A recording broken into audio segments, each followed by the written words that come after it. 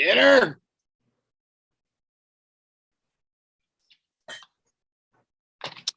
My brother.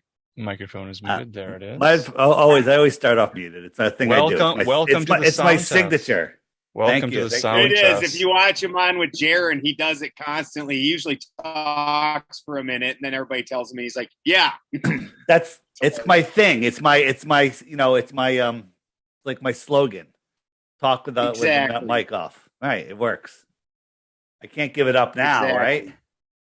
Doing it too much. All right, so how you doing, Dave? I'm doing great, man. Where you guys? I mean, are you guys all out west, or are you everywhere? A bit of everything. All over. Yeah, I'm from Walla Walla, Washington. I'm currently in Walla Walla, Washington. Usually, I'm in Boise, Idaho. Balderson, California. We got some people in the Midwest. Minnesota. We got some people in the Far East. We got nobody international as far as I know, and even nobody overseas. But other than that, we do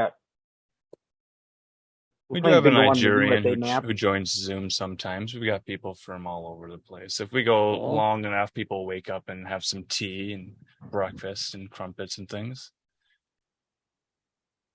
Well, that's a long podcast. These guys don't get up and milk in the morning, so they go quite a bit later than me. All right, so let me just, I've never met you guys. I just know Ben. He says great things about you. Who here thinks we live on a globe, just so I can get my bearings? Like, give me a hand. You think the Earth is a globe? Yeah. Gordy there does. Not being rude, but yeah. Yeah, but Gordy's muted. He's not even on here. I think we're pretty mostly, yeah, I mean, it might not be that every single person thinks it's traditional round pizza map, flat style plane, but definitely. No, that's fine. It's just about not a globe. Not a globe. Yeah, not a globe. So everyone water ball merry-go-round. There you go. so everybody here already thinks it's not a globe. Yes, correct. My job is done. All right, everybody. Woo! So win.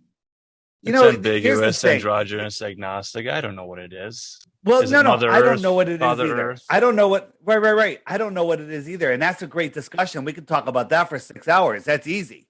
But it's people that think it's a globe are not thinking. I don't know how anybody in this day and time, with the access to information, with all of the available resources out there that they try to hide, that anybody could possibly think it's a globe in a space vacuum. It's just absolutely insane. So, Ben, you've done a good job. I give you credit.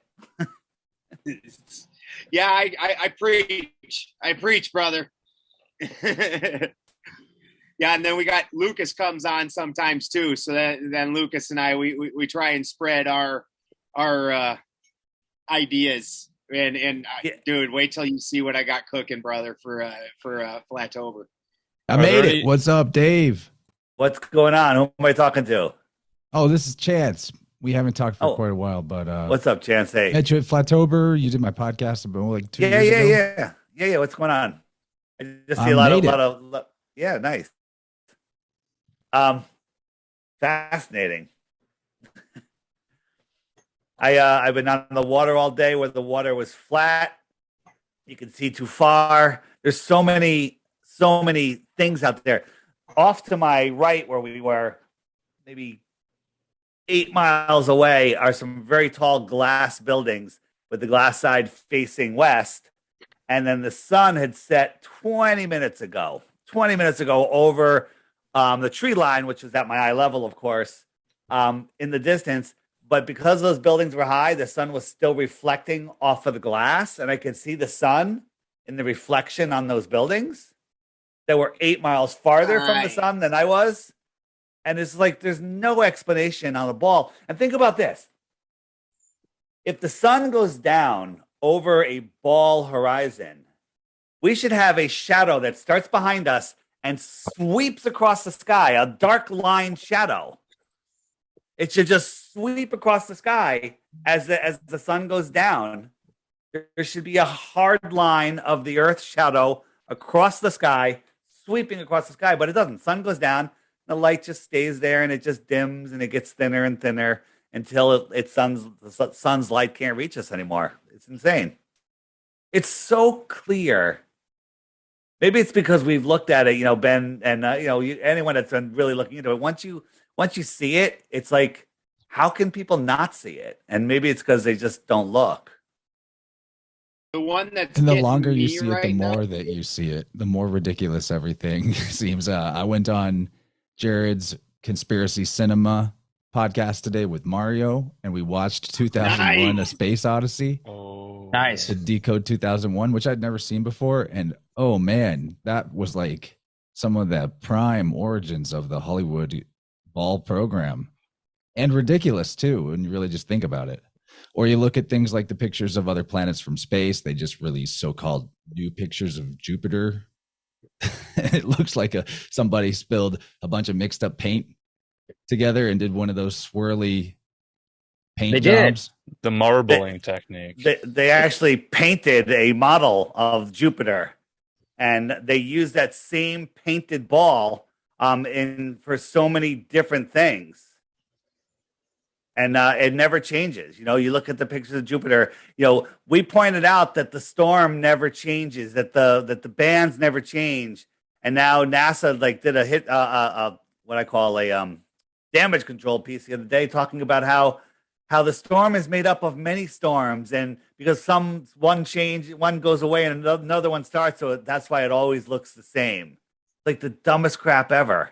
And people go, "Oh yeah, that's great. That makes so much sense."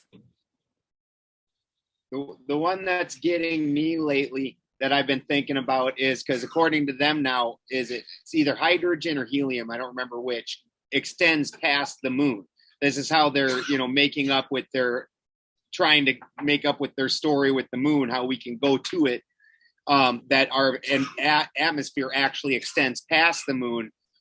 But then the moon's gravity, which is able to affect the tides, somehow isn't pulling all those hydrogen or helium atoms to it and turning into just a giant ball of hydrogen. I don't understand. It's like they always seem to have another contradiction built into everything. Well, they tell us that the sun, the Earth, is a magnet. It's a giant magnet, right? And magnetism they say is 32 times stronger than gravity. Like, why does the gravity win over the magnetism? And what is it? The electrostatic force is like 10 to the something power stronger than gravity. Like, let's pretend gravity's real. They tell us that the electrostatic force that we can measure is like thousands of times stronger than gravity. And I drop something. Why do they get to say gravity did it? Buoyancy and density sort everything else out, but the downward flow, the downward attraction is provably the electrostatic force, in my mind. 100% agree. For me, we live on the plane of inertia, and so everything gets drawn to that electric. Right. 100%. And good. And all these particles, when they're broken apart, break apart into ions and electrons. And you can just take a basic magnet, a strong magnet, and make a spark gap, and you can take and move that spark gap with the magnet. The electricity will move with the magnet. Right. And you guys all saw this thing that Zach did.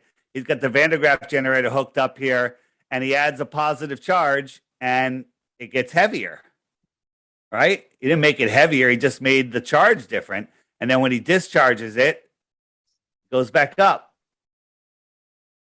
Pretty damn good evidence right there in my book that it's an electrostatic charge. And then the opposite is if you put a negative charge into something, you guys have probably all seen this, it goes up. What are we defying? Gravity? Exactly right. Magnetic force is proven. Electrical force is proven. Gravity is a theory. Magnetic force is magnitude stronger than gravity.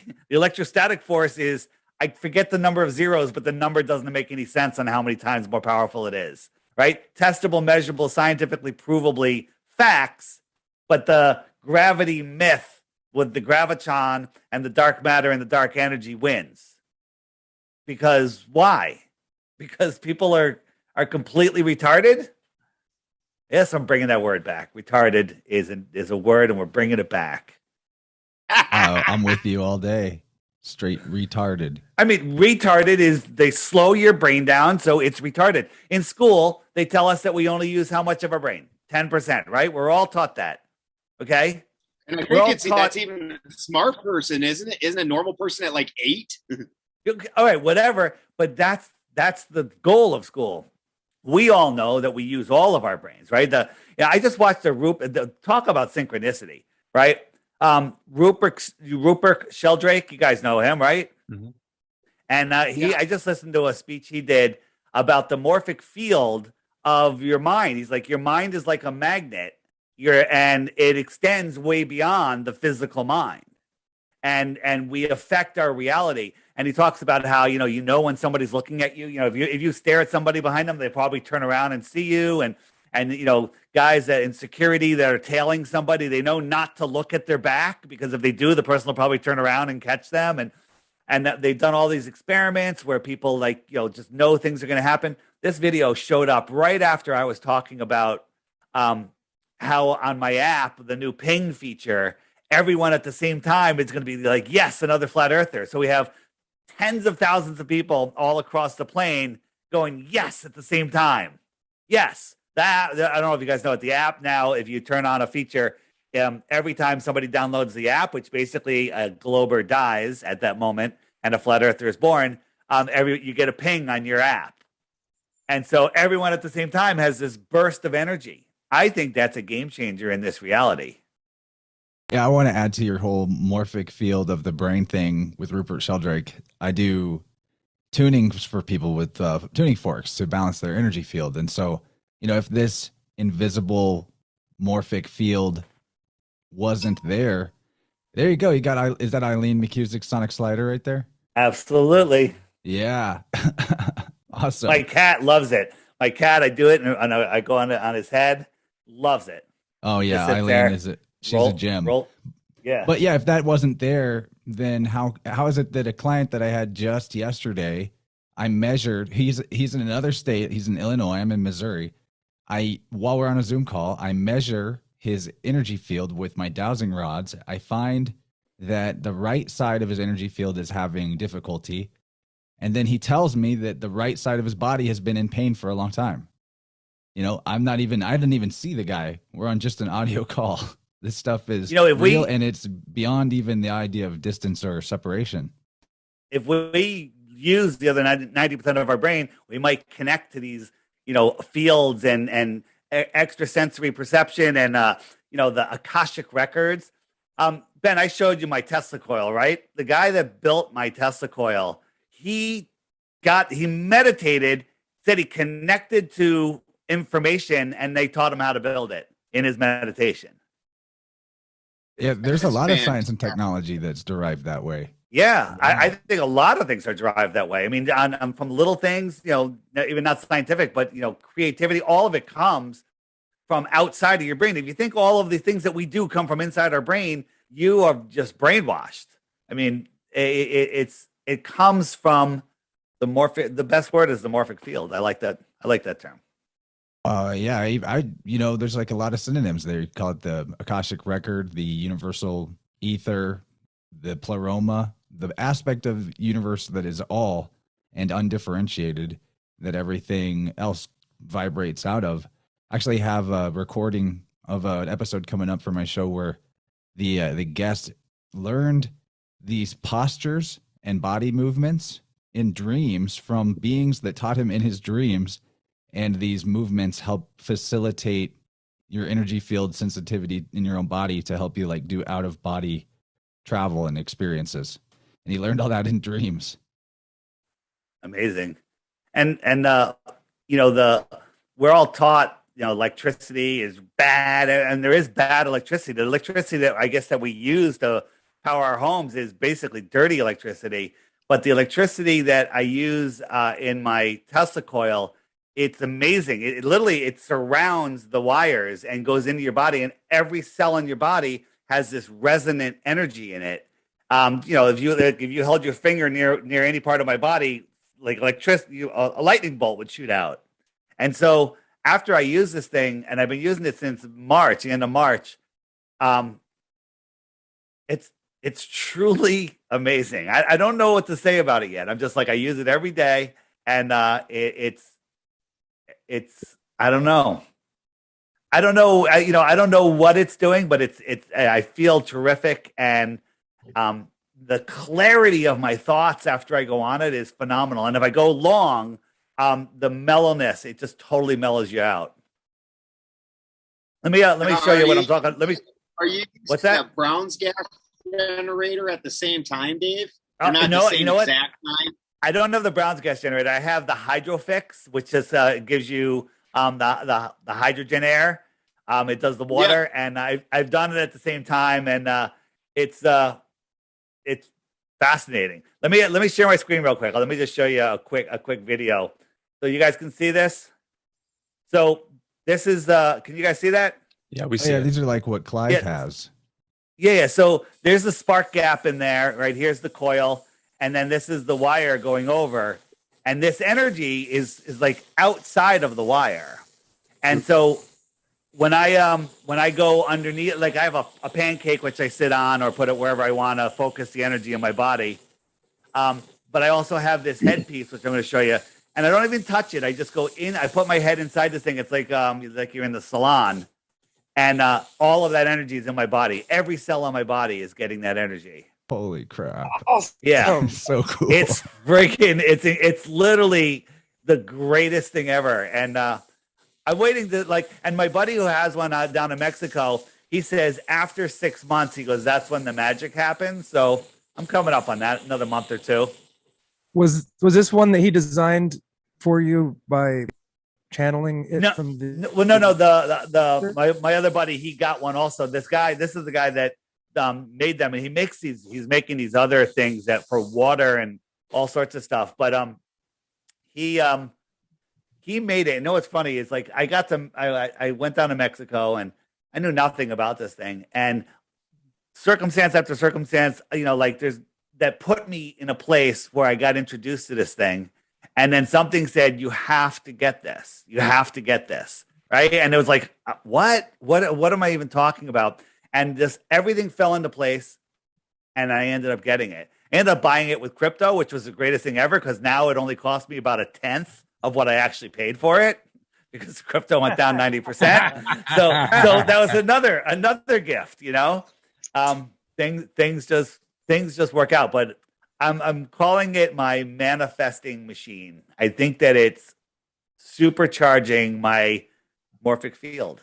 Awesome. So that's where we're now. If you could take us back to a time in your life before you discovered these ideas, and you were talking about how things were falling in place, how synchronicities were happening, how this divine feedback was leading you forward on this path, and maybe the time in your life when you weren't looking at these ideas and how things maybe weren't aligning in your life, and the pushback of the factors that were not working out, and then aligning yourself to these ideas, and then the journey that has brought you to us today.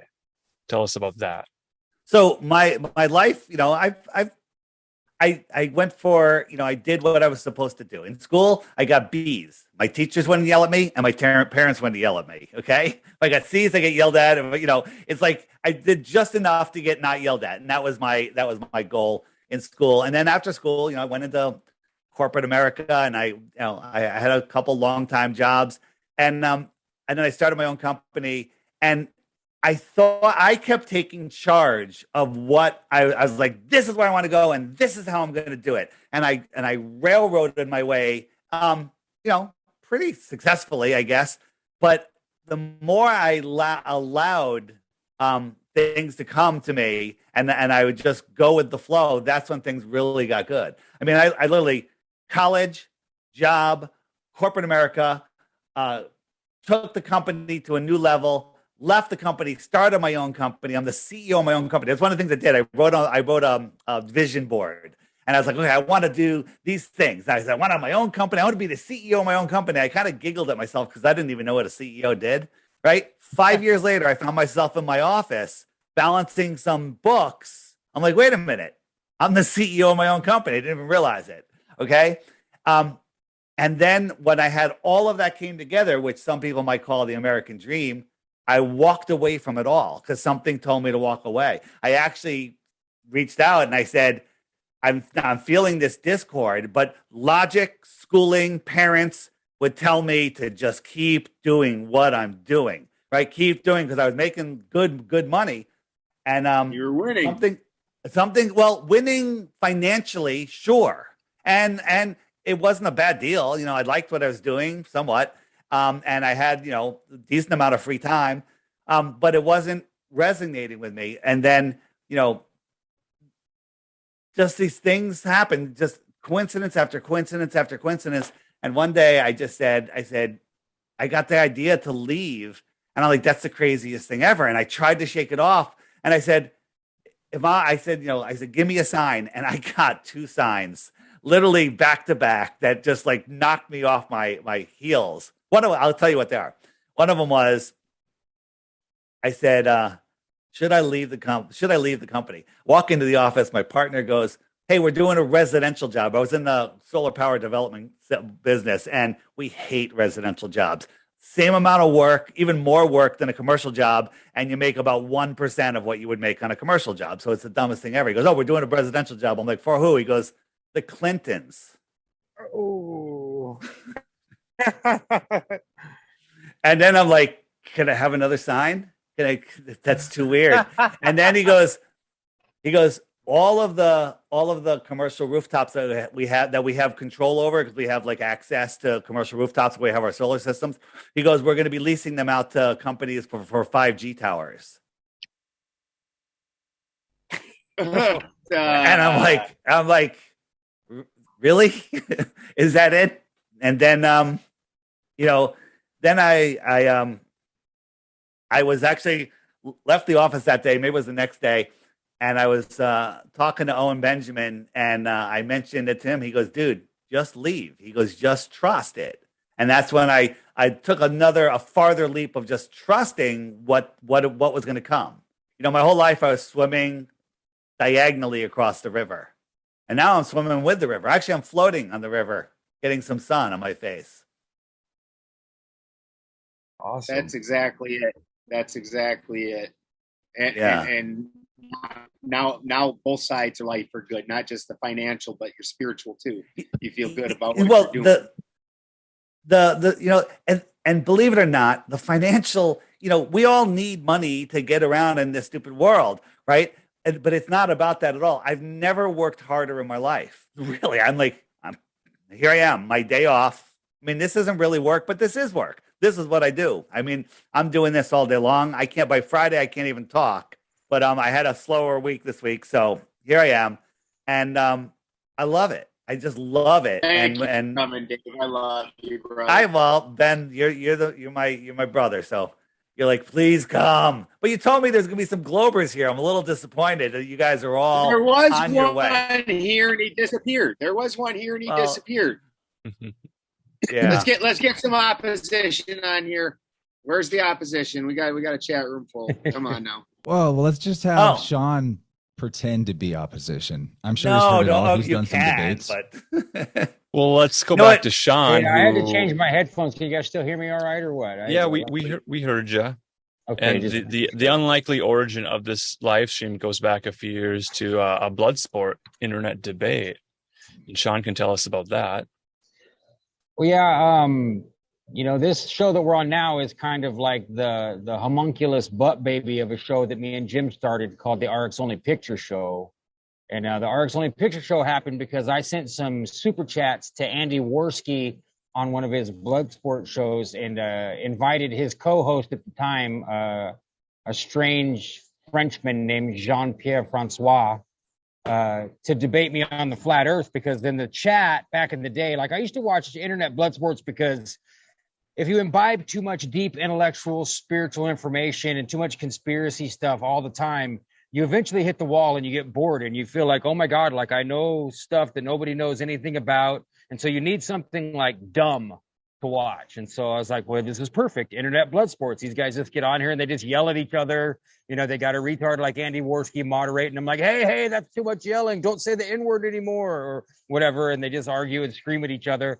And but in the chat, when I was watching the internet blood sports, they were begging all the time for flat Earth, and they were just shining them on. They're like, flat Earth, when are we going to do flat Earth, flat Earth? And so I challenged JFG, they called him, and he immediately accepted on the air. Like, I accept your challenge. And so I was like, sweet, this is going to happen. And so I recommended to them that we do it on April 1st as a way to kind of tease it out to the audience to make them think that it wasn't going to be legit.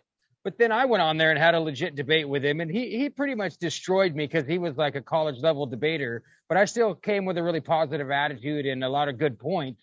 You know, I'm sure I got a lot of people thinking, but you know, he really lined out his research, and he was very careful to avoid any topics that he knew would get him in deep water. But it was a great time, you know, and it's not up on the internet anymore, but I've got the video saved, and it's backed up somewhere, but the original video is gone. I don't know what happened to Worski's channel, but the real reason I did it is because I wrote a flat Earth song called Turtles All the Way Down. And so at the end of the episode, you know, there's 4,000 people in the live chat when we were doing this, and Jim hosted me in his basement so that I would have a good location. So we set Jim's basement up as a quick sound stage so that we'd have a place. And I played them my song. Everybody clapped their hands and kind of sang along. And by the same time next week, me and Jim were completely fiending out for that type of attention and energy. And we're like, oh man. And it was really Jim's idea. Jim says, let's just go live. Let's just go live and just was do that it. 2015 or 2016? Probably 2016 or early 2017. Hey, Sean, I just dug up some questions from a Telegram channel I am subscribed to that called Flat Earth Refuted. Oh, That I like to keep an eye on for, you know, good questions to ask about this thing, because I wouldn't want to be asked a question like one of these and not have a good answer, or at least a thoughtful answer. So let me hit Dave with a few of those. I got three here. Guys in chat, a couple people are asking for who Rupert Sheldrake was. If you can mod me, DITRH in the chat. Mod, You got mod it. me, and I'll put the link. Yeah, Rupert Sheldrake's work is awesome. Jim might be away from the helm. Oh no, he's there. I see him. Yeah, you're modded. Okay. You're in the wrench crew as soon as you make a comment. I think that's a great idea. Chance to throw to pitch questions at Yeah, I love it. I love authentic questions. Now, as you guys know, we don't know everything. But we do, you know, and flat earthers have different models. Hey, some people think it's multi-ponded. Some people think it's just here, more biblical, you know, and that's the way they interpret the Bible.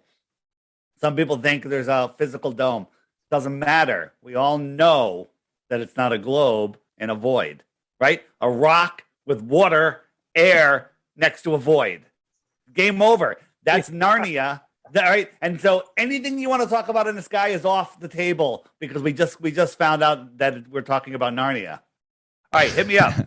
Yeah, and you know, this is the thing that a lot of the refuters, just because maybe someone that doesn't believe we're on a globe doesn't have a perfect answer, that somehow disqualifies all the other evidence that demolishes the ball. But let's see how these questions hit you. So first one, I've got three. Why can't you see Polaris from the southern hemisphere or Sigma Octantis from the northern? Sigma Octantis being the South Pole star, they call it. There is no South Pole star. There is a point of rotation, but that moves. But let's talk about that. Sigma Octantis is inside the Southern Cross, and you know that's the southern pole point. The reason that you can't see Polaris, we'll start there, and then we'll go how Sigma Octantis actually proves that the Earth is flat. Let me just pull it up right here. Is because as things go into the distance, they get lower and lower and lower. For example, if you're outside under a street light, the one that you're under is, let's call that your noon sun.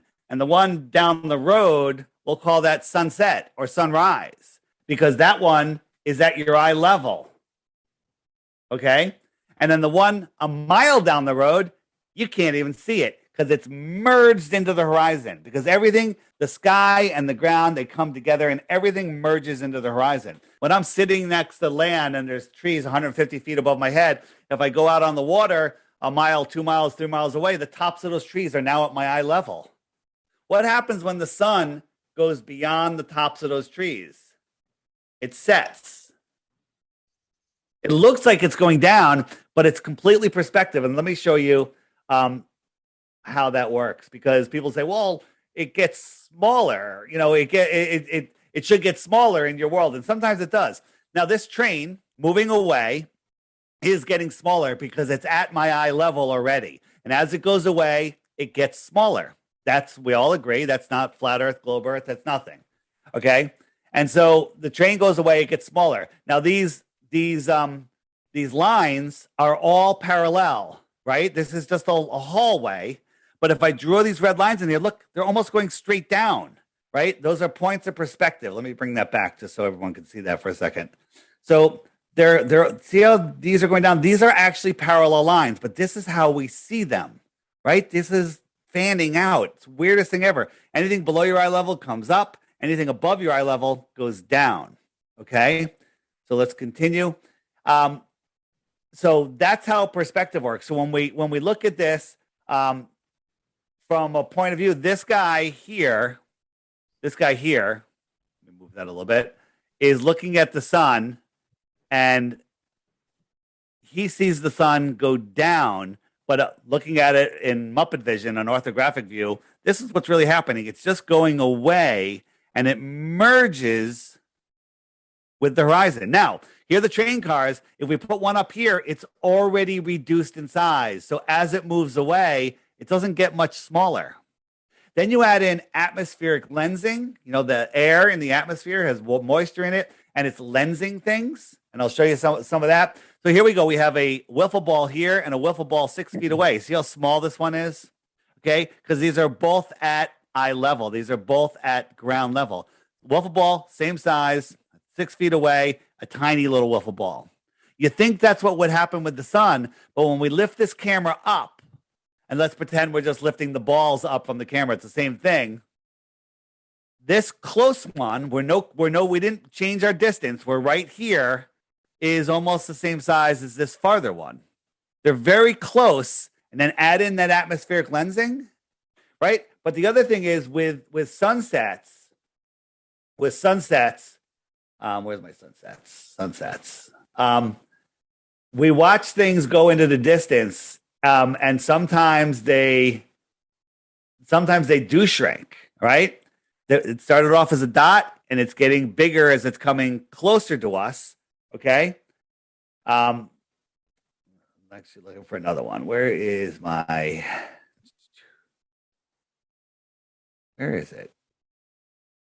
I can only imagine how many clips you have. I have, there's so many. I don't feel as pressured here though. All right. So here's a little thing Rob Skiba did showing us that he has this Pharrell lens here. The camera's filming and the sun sets below the table that it's still on, right? It's just getting dragged away on the table because the lens is magnifying things. But as it's going away, it's getting magnified more and more.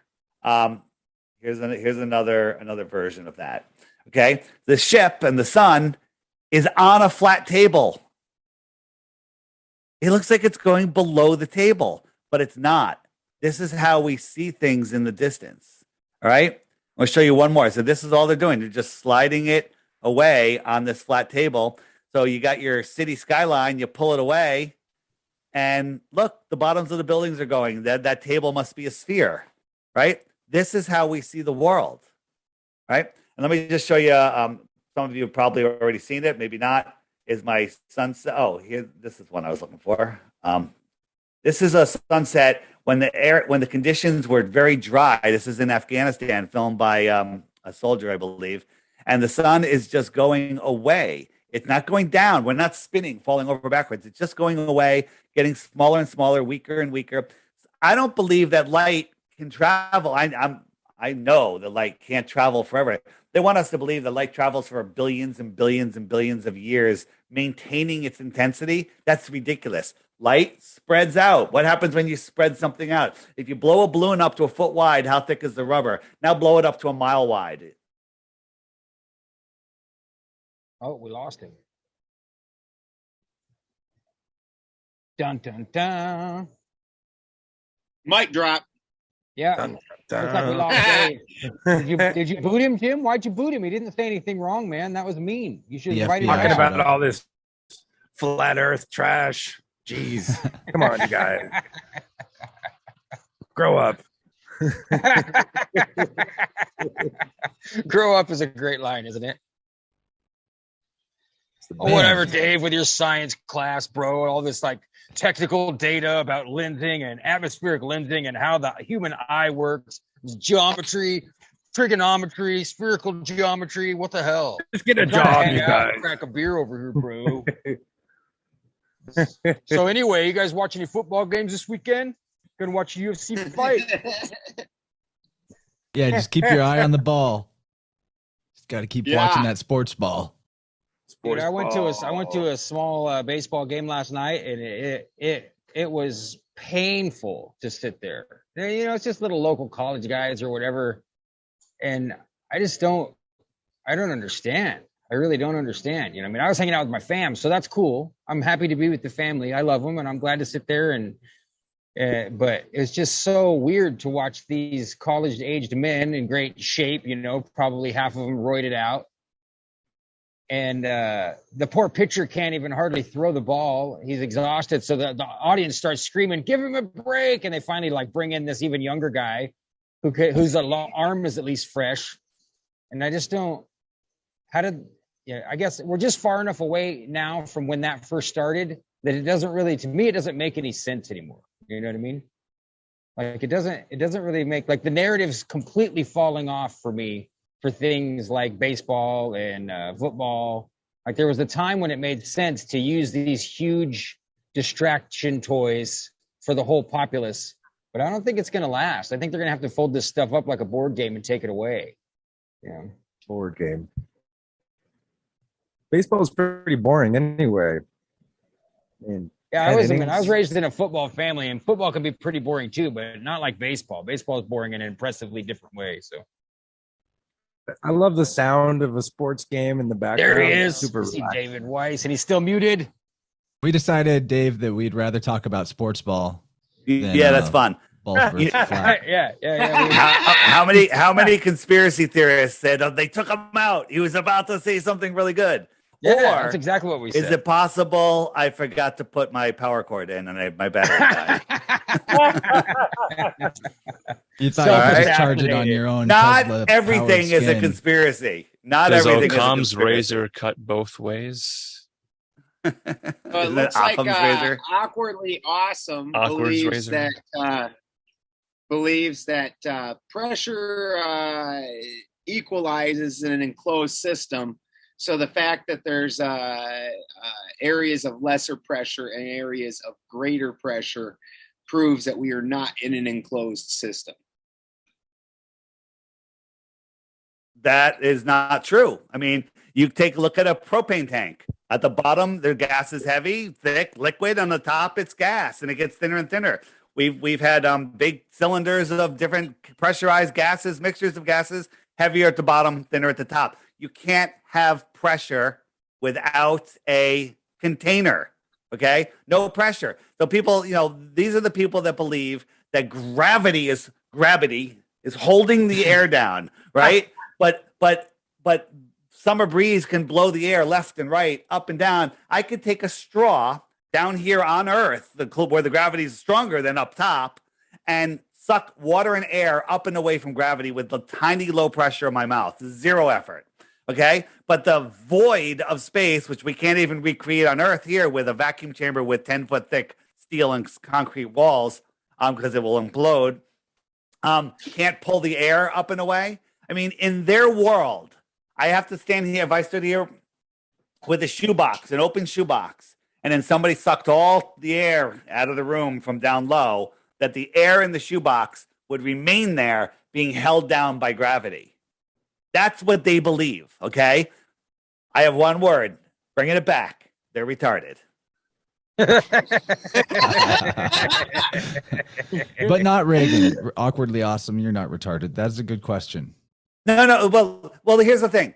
Your brain has not moved forward to realize this thing because your brain has been slowed down and stopped from developing that thought. Okay. I'm trying to say it in a nicer way. And I don't mean it in a negative way. I was retarded. Okay. I was until and the word literally just means to slow down or thwart forward progress. There you go. And it was hijacked. Permanent condition or something wrong with you. Yeah. I have retarded days. I have days where I thwart my forward progress. Sometimes I'll turn on a friggin' stupid show on Netflix or something. Okay. That's retarded.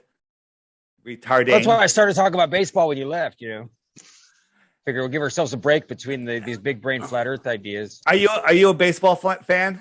No, I ended up at a baseball game with my family last night, and I was marveling that anyone could sit there, especially it wasn't a professional game, just like the small local, what we call pony leagues or whatever, the college kids that, they're probably trying to get noticed by the big leagues.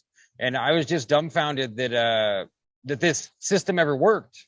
That this was ever a thing. We all buy some peanuts and Cracker Jacks and drink a beer and a hot dog and sit here and it's astounding. And the announcer talks about it. They just like the stories of the Roman times, bread and circuses. They have to give us our victories, right? We work all week, paycheck to paycheck, 99% of the freaking country, the world, and then we have our free time where they give us plenty of alcohol. And then they give us to our sports teams. And then when your sports teams win, you're like, I won, we won, and you have your victory. And that satisfies the human condition. People need victories. If you don't give people victories and you give them apparent freedom, vote for the left, vote for the right, you can go anywhere you want on this sphere of prison planet. The globe is the matrix for your mind. It's a prison for your mind. I believe that there's more worlds right here across the flat earth plane. I believe that there's hundreds and hundreds of other ponds. All right. What's another question? Oh, you want me to finish the point I was going to make? Was it interesting? I was going to show my flat earth kitchen, unless you guys are tired of that one. Well, that just calling it ponds is interesting because it really gives a new meaning to the title Pontifex Maximus, which means like chief bridge builder in Latin. Yeah, if I had to guess, and again, I could be proven wrong, ponds and tunnels connecting them. Just like Disneyland has all their parks connected with underground tunnels. I believe that there's ponds connecting. We'll go into, last thing on Sunset. So here's my flat earth kitchen. Okay, my table's right here. It's flat. We're looking at this line here, and it's level, and we're looking at it from a celestial point of view, a raised point of view. So this light is the sun. It's moving it across here. Now, this could be mountaintops, tree line, or just the atmospheric deck of opacity. I never went below it. Line's level. Now I have a terrestrial camera on the other end on the table looking up. And if I showed you this line first, I'd say, is this level? And you'd be like, no. And I'd say, is this sun going below this eye level obstruction? And you'd be like, yes. But it's not. It's level. And if I zoom in a little more, look at this line. Is this line level? Right? It is level, but it doesn't look level. This is the path of the luminaries, the sun, the moon, the stars. And it's never going below that. So I compare that to an actual sunset and watch. The actual sunset, look, it's going behind the atmospheric deck of opacity. Now, the difference between where that's setting and this water line is so small, you can't see it unless you zoom in with consumer optics that we now have, like the P900 or 1000. Okay. And that looks like it's going behind a sphere because that's what you've been programmed. Yeah. See, kids, you can disprove the globe with all the stuff you already got in your kitchen. It's Flat Earth Kitchen, man. That's my Flat Earth Kitchen. And then that's part of why they make these ideas so big, is because when they're so big, you don't think that such simple reasoning and such simple things could outthink those big ideas. It's very, I believe that my path is a path that was given to me, and I'm luckily following it. I'm swimming downstream. I'm floating downstream. I'm having a good time. But when I was in either kindergarten or first grade, the teacher brought us out in the playground to teach us about gravity, and he swung a bucket of water around on a rope. And he said, that's gravity. And I was smart enough at that time to say, but if we're on a ball and the water's on the outside, don't you have to turn the bucket around the other way? And the teacher thought about it, and he goes over the book, and he goes, this is how they told me to teach it, and that's how I'm going to teach it. He goes, you keep asking questions, you'll go far. And then he said, all right, now run off. And I went over to the swing, and I swung on the swing, and I didn't think about it until, 45 years later. All right. So that kind of set me on a path to understanding that, in school, they teach you what to, not only teach you what to think, they teach you what to memorize. That's it. They teach you to be a good slave. I mean, Ben, most of the stuff, they didn't teach you that in school, right?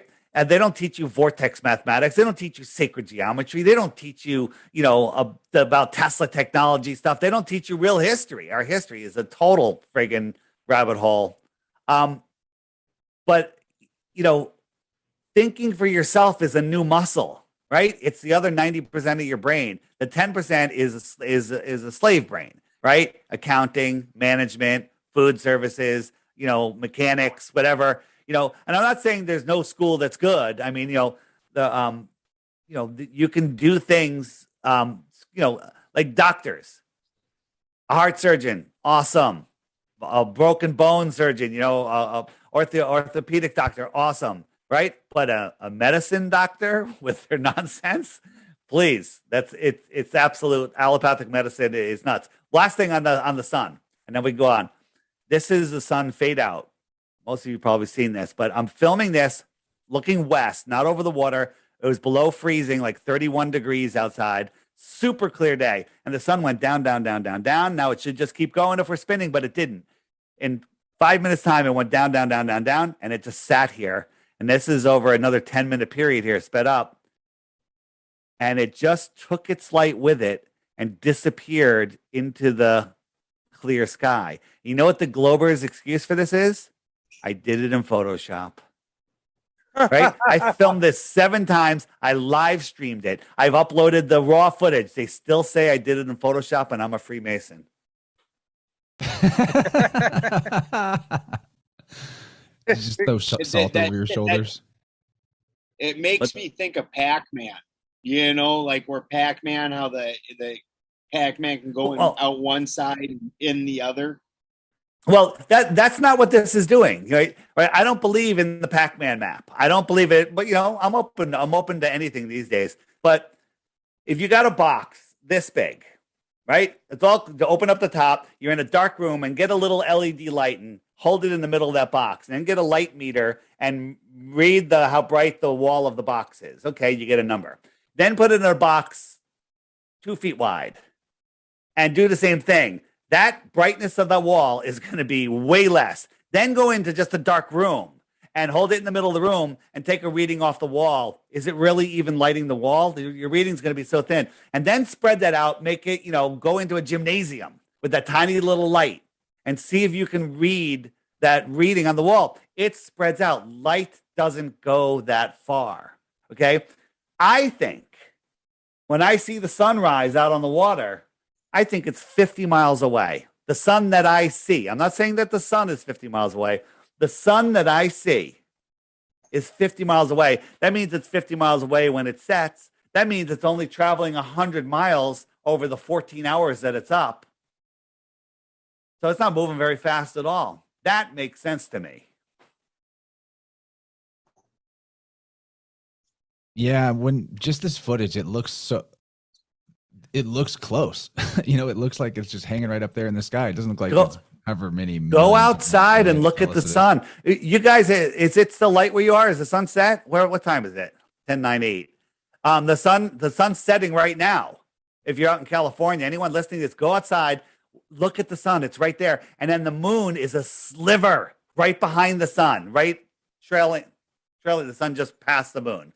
So you'll see this little tiny sliver moon. Go look at that. It's right there. It's very close. Right? So Dave, here's another one from close. the Refuter group. Why do stars appear to rotate counterclockwise around the northern celestial pole and clockwise around the southern? That's that I'm going to answer that, but we forgot to answer about the Polaris. So I showed all those things. So as you go farther south, Polaris just gets lower and lower and merges into the horizon. And when you're looking across the Earth, the air gets thick, it gets opaque. It's lost in there. Now, there has been observatories as far as 30 degrees south that have seen Polaris. That's impossible. Impossible on the ball. I call that impossible, right? So the fact that we can see Polaris proves that on the globe, which requires a physical horizon, that it's not a globe. If you can't see something, that doesn't mean that, like Ben, can you see me right now? Well, if you go outside and look out your window, can you see me right now? Well, that means that the Earth is curved because you can't see me. No, there's a million reasons you can't see me. The Rocky Mountains are in the way. Okay, it's dark. I'm too small, angular size, all of these things. So if you can't see something, that's interesting. But if you can see something, what's the reason, right? So they can see that. There's a video. Eero just showed it on Globebusters last week, I think. A guy, Glober, who lives on some island somewhere, I forget, but he lives 20 degrees north, and he was bragging how with his new telescope, he can see Sigma Octantis. I mean, he can see the Southern Cross well above the horizon. Well, 20 degrees north, it should be way below the horizon, but he could see the whole thing above the horizon. Impossible. That's impossible. All right, so why does the sun, why do stars rotate in opposite directions? So take your flat Earth, right? Look at the flat Earth. The inner, let me give me 1 second here. Where is? I lost my app, of course. I can't show it.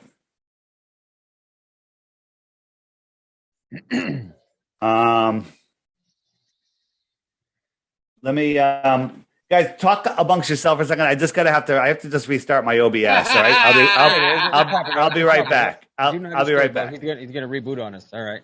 No, I'm not going to reboot. I'm going to be here. You just can't see Okay. me. You just can't see me. The app You just did can't I see know me. this symbol. This is the Eye of Thundara. Yes, that's what it Thundercat. is. Yeah. 100%. I had a girlfriend that she used to call me Thundercat because I had big hair. It's When I was Leo just balls on season. Who's Lion-O? Lionel, yeah, that's what she used to call me. That was it. He'd say Lionel, and I'd say Thundercat. Ho! Lion-O Richie? I saw a meme the other day is pointed out that the Thundercats that somebody points a great big Thundercat laser pointer and all the cats come running, and I was like, "Oh, it's true." All right, They I'm use back. the laser pointer. I'm back. All right. So on the flat Earth, we got your yellow line is the Tropic of Cancer, the outer yellow line is Tropic of Capricorn, and the red line, which is hard to see, that's the equator. So anybody inside of this red line is in the northern Arctic region, and anybody outside of the red line is in the southern Antarctic region. The outer area is the southern, the inner area is the north. And So you agree, Dave, that people should not mistake this clock for a claim about what the actual map is. No, but there is some truth to this because if I go here now, we don't have an exact map. I think that the Gleason's map is very, very close. This is just an artistic version of the You Gleason's better map. explain the whole north-south thing, period, though, Dave. I will. I'll explain that, and then I'll talk about the stars. But wherever, like, I'm just going on a time lapse here, but wherever the sun is, like when the sun was over Sydney, I can call my friend PK up and say, "Where's the sun? What time is it?" He'd be like, "It's noon," and it's right over my head, but off to the side a little bit. In our winter, his summer, he's like, "It's right over my head." Okay, and so I can call someone in Johannesburg up. We've checked, and the sun is right where it shows on this. So there's something to this. Now you could say, "Well, that works on a globe too." We don't live on a globe. Globes are the space. Space globe model is Narnia. It just doesn't work. So North is in the center. South is every direction away from north, right? If you have, I guess I'll show you.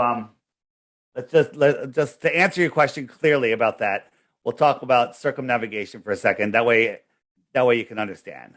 So, where is it?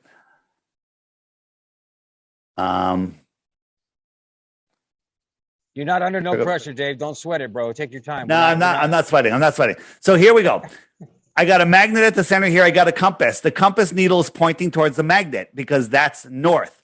So as I try to push this west, I have to keep turning. To head west, I have to keep turning, right? And this doesn't prove that the Earth is flat or a globe because it works the same with both. If I go east, I have to keep turning. East and west are circles, okay? On a globe or on a flat Earth. The problem is on a globe, there's a problem because in the south, you'd have to turn the other way, but it doesn't happen. Now, if I try to dead reckon, ready? I'm going to go west, and I'm not going to correct to the north. Boom, I'm heading south. The compass always has to point towards the center. I'm heading south. South is every direction away. Every direction away. Now, on a globe Earth and a flat Earth, you can circumnavigate east and west. What you can't do on a flat Earth is this. Go south. South is every direction away from the center. So I'm going south. South is a straight line. And magically, I should pop up over here if it was a globe, but it doesn't work on a flat Earth that way. And nobody has circumnavigated south. If I'm going north, and now as soon as I pass the north, I'm going south, right? North, north, north, north, north, south. Boom. I'm going across. I'm going south. So that's how circumnavigation works. All right. So now getting to your question about the stars. So I'm standing in the northern part, the inner part of the world. The North Star is over the center. So I'm standing here in America and I'm looking up. That's the north. Okay. And the stars are coming up. I'm in my room here. They're coming up my right wall from my right shoulder, over my head, down over my left shoulder and down. So I'm watching the stars. Polaris isn't moving. Polaris isn't moving. Now, as I go that way, just like the street lights, Polaris will get lower and lower and lower. But the stars keep going counterclockwise around Polaris. Even when it's far away, when I'm at the equator or just north of the equator, Polaris is really low on the horizon and the stars are going up my right wall, down my left. So now I'm on the equator and I start turning. I said, let me look at the South Star. Okay. And I'm watching. They're coming up my right wall, over my head and down that way, same direction. And as I go over here, I'm now taking a couple steps. I'm in the southern hemisphere. I'm looking at the southern star, right? And they're coming up that wall, over my head and down, same direction, going from my left shoulder to my right shoulder now. They're now going clockwise. End of story. Going clockwise. And here's another proof. I got to make a graphic on this one. This one is going to, I think this is the globe killer. I was watching. Did you guys follow that? Right? So when you turn around, it changes clockwise, counterclockwise. Everywhere in the world, the stars rise in the east, set in the west. Everywhere. Sun, moon, and stars rise in the east, set in the west. Right? The sun and the moon are the same size. They take the same path, but they want you to believe the sun is 400 times bigger, 400 times farther, and that the moon is going the other way around the earth. Okay? But everything goes in the same direction in the sky. It's absolute nonsense. So where is I going with that? So imagine a frying pan. The Big Dipper. Let's say a Little Dipper, whatever. Big Dipper in the sky. And you're looking at it. You got the handle there. You got the handle, and then the pan. The pan's far away. The handle's pointing towards you. Okay. And it's on it's over the equator, right? It's a zodiac sign, right? So I'm in the north, I'm looking at it, and the handle is going towards me. In the south, it would be on a ball, it would be upside down, and the handle would be pointing away from me. But on a flat earth, when I head south, whatever direction that is, south, it goes upside down, but the handle is still pointing towards me. I gotta show you the graphic because it's really hard to wrap your head around it. But it only works on a flat Earth because if you're upside down on a ball, everything would turn around. But on a flat Earth, you're only changing your position. Okay, I have to explain it better. I have to do it in graphics. I know what you're talking about, though, Dave, because there's a guy I think I had a good illustration I found a long time ago when I was first getting back into this. Because I'd actually discovered flat Earth like in 2008, 2010, and then I forgot for like 5 or 6 years or more or whatever, and then like I got back into it. But he had used the illustration with a globe of an airplane, and he started at the North Pole and he flew from the North Pole down around the outside of the globe to the South Pole and showed that the airplane would be completely inverted, by traveling from north to south, that you would, that the plane, you'd end up arriving upside down in your location if you were able to make that trip, Gravity, man. Gravity right. holds you on, right? Or I mean, it doesn't, I guess you still gotta flip the plane upside down to land, but the gravity will still work. It's got you covered. Don't worry about it, How about this? Check this out. This is a flight from, I think, Zurich down to Brazil. And that's beautiful. He's going over the frigging curve halfway around the ball, but the stars, this is what they should be doing. This is a simulation. They should be, as he's going over the ball, they should be rising. But he did a time lapse and they didn't rise. They did rotate because the star field is rotating. But no matter what direction he's going, that entire star field should be rising, but it's not. Look at these stars. They're not rising off the horizon. He's diving over a ball, which should make them all rise up. So this also goes a good way to explain the third question that was in this It should look like this. Which was that why do South America and Australia see the same constellations except mirrored? But that, I feel like you're explaining it already. You've already explained it with this model. Well, so there's a whole bunch of things. First, I'm starting to think that the southern stars are a reflection of the northern stars. Okay? I don't know where these lights are coming from, but I can tell you where they're not coming from. They're not coming from the distances that they tell you. Okay? Our sun, at a light hour away, which is 8 times farther than it is, would be scientifically provable invisible. Forgetting the inverse square law of light, let's just pretend that light travels forever. But the angular size of the sun, right? If the sun was a mile above us at noon, it would fill the whole sky, horizon to horizon. That's all we'd see, okay? Right? Move it 93 million miles away, it's the size of a nickel held at arm's length, okay? If you doubled the distance, you couldn't see it. If you made it 8 times as far, it's impossible to see, and that's a light hour because it's 8 minutes away or whatever, times 8, 64. We'll round it down. We'll call it a light hour. Impossible to see. Polaris, the burning ball of gas in an impossible space vacuum in Narnia, is 46 times bigger. Let's say it's 48 times bigger. We'll just make it even bigger. 48. So what distance would Polaris have to be unseeable like the sun? Well, 8 times farther.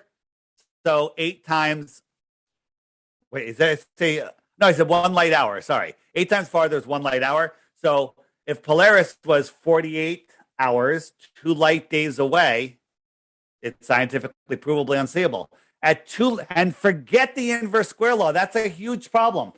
2 light days away, you couldn't see it. You know how far they tell us it is? You guys know, right? Polaris? 400, no, 433 light years away. Not like if it was a light week away, that would be ridiculous, right? A month away, that's insane. A year away, 433 light years away. And you think that our naked eye can see that light? And that light that's spreading out, like I told you to do with the LED light going into a bigger room, you could not see it.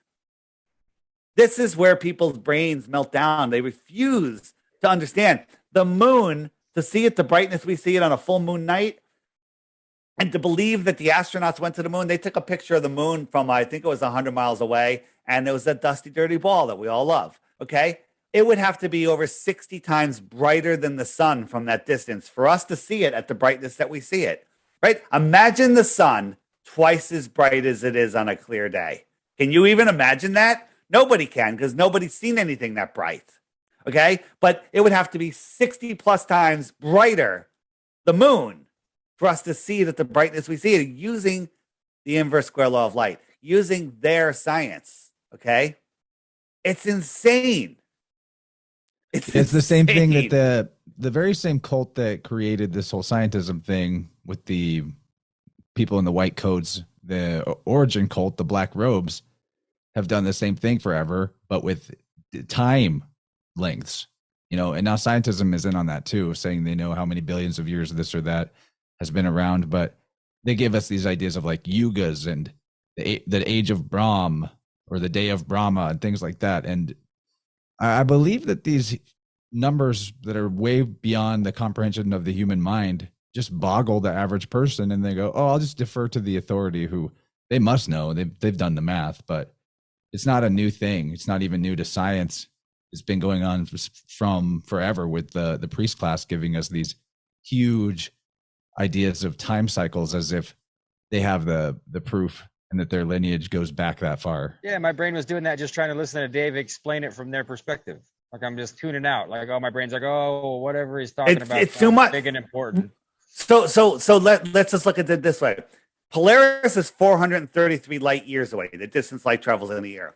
One of the closest star is 4.5 light years away, considerably closer. 4.5 light years, convert that into miles, it's 25 trillion miles. Okay, 25 trillion miles, that doesn't sound that far. Okay, how far is 25 trillion miles? Okay, well, you guys know how much a trillion is, right? You guys have heard my question about how long is a trillion seconds? No, anybody that hasn't heard that. So how long do you think 1 trillion seconds is? If you guess it within a week, I'll give you a Bitcoin. Take a guess real quick. How many? Come on. I don't even know how many zeros a trillion is, dog. Well, it's million, billion, trillion. Okay. 1,000, million, billion, trillion. It's like 12. Okay. So how long do you think 1 trillion seconds is? You want to take a guess? Just a stab in the dark. You could win a Bitcoin. 200 million years. 200 million years. Come on, get real. It's 31,000 years. Okay. Whoa. 1 trillion seconds, in my opinion, is more time than has ever existed. Right? I don't believe the Earth is nearly that old. Okay. 1 trillion seconds is 31,000 years. The closest star is 25 trillion miles away. If I was traveling at 100,000 miles an hour, which is unfathomable, it would take me 28,000 years to get to the closest star. Okay? Space travel is fake. Space travel is absurd. Space is absurd. It's Narnia. It doesn't exist. It's not scientifically provable. A flat Earth plane matters. Look, this is the image from James Webb. Okay? What do you think about that? It's garbage, right? Look at this one. Right? That was the carpet at all the roller rinks in the 80s. Yeah. So wait. So look at these images. Look at this one. Look at this one. Right? Look at this one. I showed this to a Glober, and he's explaining to me, well, it has to be real. I made this in Canva. Okay. It took me 2 minutes to make these. I made these. Okay. I made them. Nice. Yeah. Here's I'll give full credit to. Do you sell these prints anywhere? Could we buy these? You know what? I'm gonna. Like blacklight prints. This is my friend. Art? This was on our app, right? Boom. She's just doing this, and here it is. Oh no, I think I made. No, this is hers, and bam! Look, you can make this stuff so easy. And they'll swear by it. Like if NASA gave them this, it's real. And, but this is nonsense. I have a video coming out on Monday. It'll be featured on the app. It is a smack of Strawman Dan and destroys the James Webb Telescope. I got 2 in a row coming out, Monday and Tuesday. They're my favorite videos. But they'll be premiering on the app on the featured video. So make sure you guys catch those. And anybody listening, my channel, DITRH, Deep Inside the Rabbit Hole. I have all short videos. If you like think flat Earth is stupid or you think it's great, either way, they're short videos, and just start watching a couple of them, and you'll get it. You'll get it. So, here's Hubble, James Webb, and Jenny on TikTok. I like hers better. Right? What else I have here? Didn't the James Webb, is that how they spell it? Gems? Like Jemes, like that? You know, that's a typo. Look at that. It's James. Oh, okay. Well, that's okay, because Jim, we've used the JEM because that's his initials for years. So I was getting a synchronicity there. Your typo is a synchronicity, Dave. All right. Didn't this thing already get damaged so that they can't use it? That's all. They got damaged, but but it's still usable. It's like, dude, did you watch? Let me go back to James Webb for a second. This is hysterical. So you know what the Lagrange point is?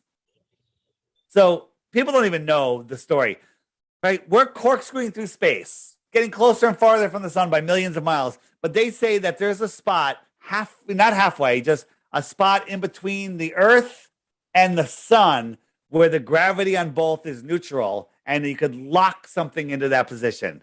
Okay? You know what kind of brain is needed to believe that? Say it. Retarded. Come on. A retarded brain. Banana brains. Okay? A retarded brain. So let me I have a video launch separation. They call it Lagrange? A Lagrange point? Us and the sun. So what? Are they trying to claim like we're like some kind of like the anchor or something? So check this out. The rocket launch, ridiculous rocket launch if you analyze that. And this is them in Earth orbit, okay? And this is the separation. James Webb is leaving the spacecraft. And now look, it's breaking up. And look, we have a beautiful view of the Earth. Wait a minute. Hold on. Where's the Earth? So it goes, look at this. This is why it's still in orbit, okay? Still in orbit. And I'll just speed through this a little bit. Oh, look. So this live footage has actual glitching and artifacting in the video that they're streaming live to us. With the Earth right here. So wait, this is the amazing part. This thing is now going to deploy the array. You're going to see the array come out. To me, this looks like an old Timex watch and a little sound, stage. I don't know what the hell they're showing us, but they want people to believe it. So when it's flashing gray, everyone who's viewing this live stream is seeing the flashing gray in the video? Absolutely. This is the live video. Okay. Now look, it's deploying itself. It's in orbit. It's left the rocket. And now after it deploys, it now has to go 1 million miles away to park itself in the Lagrange point. So let me ask this question again. Everybody who's watching this NASA live stream is seeing the same artifacting, the same glitching. They're all seeing it as if it was a pre-recorded tape played over a live stream. So if everyone is seeing the same glitching, then the glitching was included in the video as they're playing it. Have people who have watched the live stream recorded their own computer streams and then played them back side by side to see the same exact glitching happening at the same exact time in the same exact way with the same exact pickles. Okay. Yeah, 100%. Right? And then they show us stuff like this, like beautiful CGI. Who's filming this? Like, where would they got another spaceship up there filming this? And look at the Earth. Look at this. Look at this friggin' stupid Earth. You don't see this. When you go up high, the Earth is white. At 120,000 feet, the Earth is white. You don't see crap. Okay? That's at 120,000 feet. Dave, have you dealt with the stars disappearing with the high altitude balloons? Have you ever dealt with that? That one, they do disappear, but in certain situations, and I'm not sure if it's in the north or the south, where you can see the stars at like 80,000 feet. But yeah, because I've seen both. Yeah, I've seen both. When I flew from California at midnight to Australia, I was so excited. This is long before I was a flat earther, to see the stars. I was a real, into astronomy, and I couldn't see any stars. I saw like 3 or 4, maybe, and I think they might have been planets or airplanes. I'm not even sure what I was seeing, and I was kind of like really super disappointed. But I was like, why can't if the heliocentric model was true, out in the middle of the Southern Ocean at night? The sky should have been brighter than I've ever seen it. Nothing. Right, like going up to Nothing. the mountains. Nothing. You know, I also happen to perceive that the people in the bottom video, right there's no corner of the stars. video, they're not even keeping 6 feet apart. They're all masked up and cheering, but they're not social distancing like they should be. Right. But look at this friggin' Earth here. This is so stupid. It's so stupid that people believe this stuff. Okay? Yeah, all you got to do is just image search for photos of the Earth from space and then start comparing them to each other. And it's clear that they're not the same thing. That's how it starts, man. That's what happened. I forgot about flat Earth, and when I remember, there's no stars in this video either. Look look back there. There's no stars. Well, that's an aperture. You know, it's focused on the brightness of the Earth, right? You know, Phuket Word, Nick from Phuket Word, with his iPhone 6, I think it was, he went out at nighttime on a street. There was a street light above him, and he took his iPhone, looked at that light, and then off to the left of the light, he said, "Look, there's a star." He could film a star underneath a bright streetlight with his iPhone 6. Okay? And NASA can't film any stars in space. Okay? Well, they don't even remember if they saw them or not. Right. Because but the thing is, if the heliocentric model was true, those stars would be so bright. And why do we only have 2 different sizes in the sky? Sun and moon are one size and all the stars are another size. Okay, why aren't there intermediate stars and bigger stars and tiny stars? I mean, there's a slight little difference of brightness in some of the stars, but they're all about the same size, right? These are 4 different space agencies. Look, what the hell is going on? Look at this. What is wrong with people? I mean, now that's a good thing for people who are still speculating. You're not necessarily 100% convinced. Go compare footage from different space agencies around the world. Compare the United States footage to the Russian footage, to the Chinese footage, to the Indian footage, and have a laugh, because you won't believe what you see when you compare the footage from, you know, the big boys like Britain and the USA to some of these lesser funded programs. It really becomes laughable watching them allegedly put Indian rockets programs into space. are really great.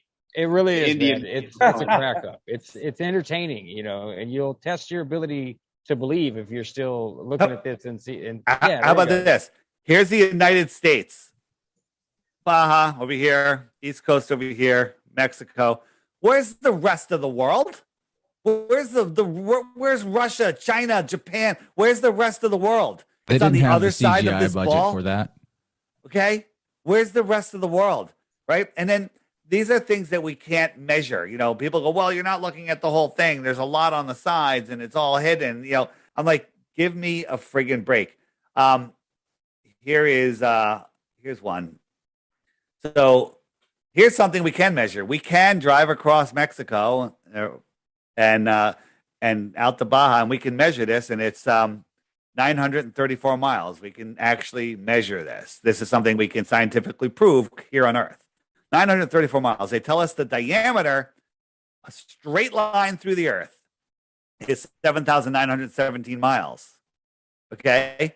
I should be able to fit 8.5 of these in between these 2 lines. 8.5 of these should fit in between these 2 lines. Okay? I can't even get 8.5 of these on the page. Well, that's another fun experiment. Take any curvature you see and complete the globe. Just complete the circle on any curvature you see. Complete the circle. Do it yourself. Yeah. Take the Red Bull one and put it together. But you know, people say, well, they didn't have CGI back then. This is a painting. Take a close look at this. See the reflection in the glass and the crops in the background and the wine label and the reflect. Wow, this is a painting. It's not a photograph. If somebody can paint this, they sure as hell can paint that. Well, Matt Powerlin used to paint it. Matt could do a better job than this. This is an insult to Matt Powerlin. Okay? Yeah.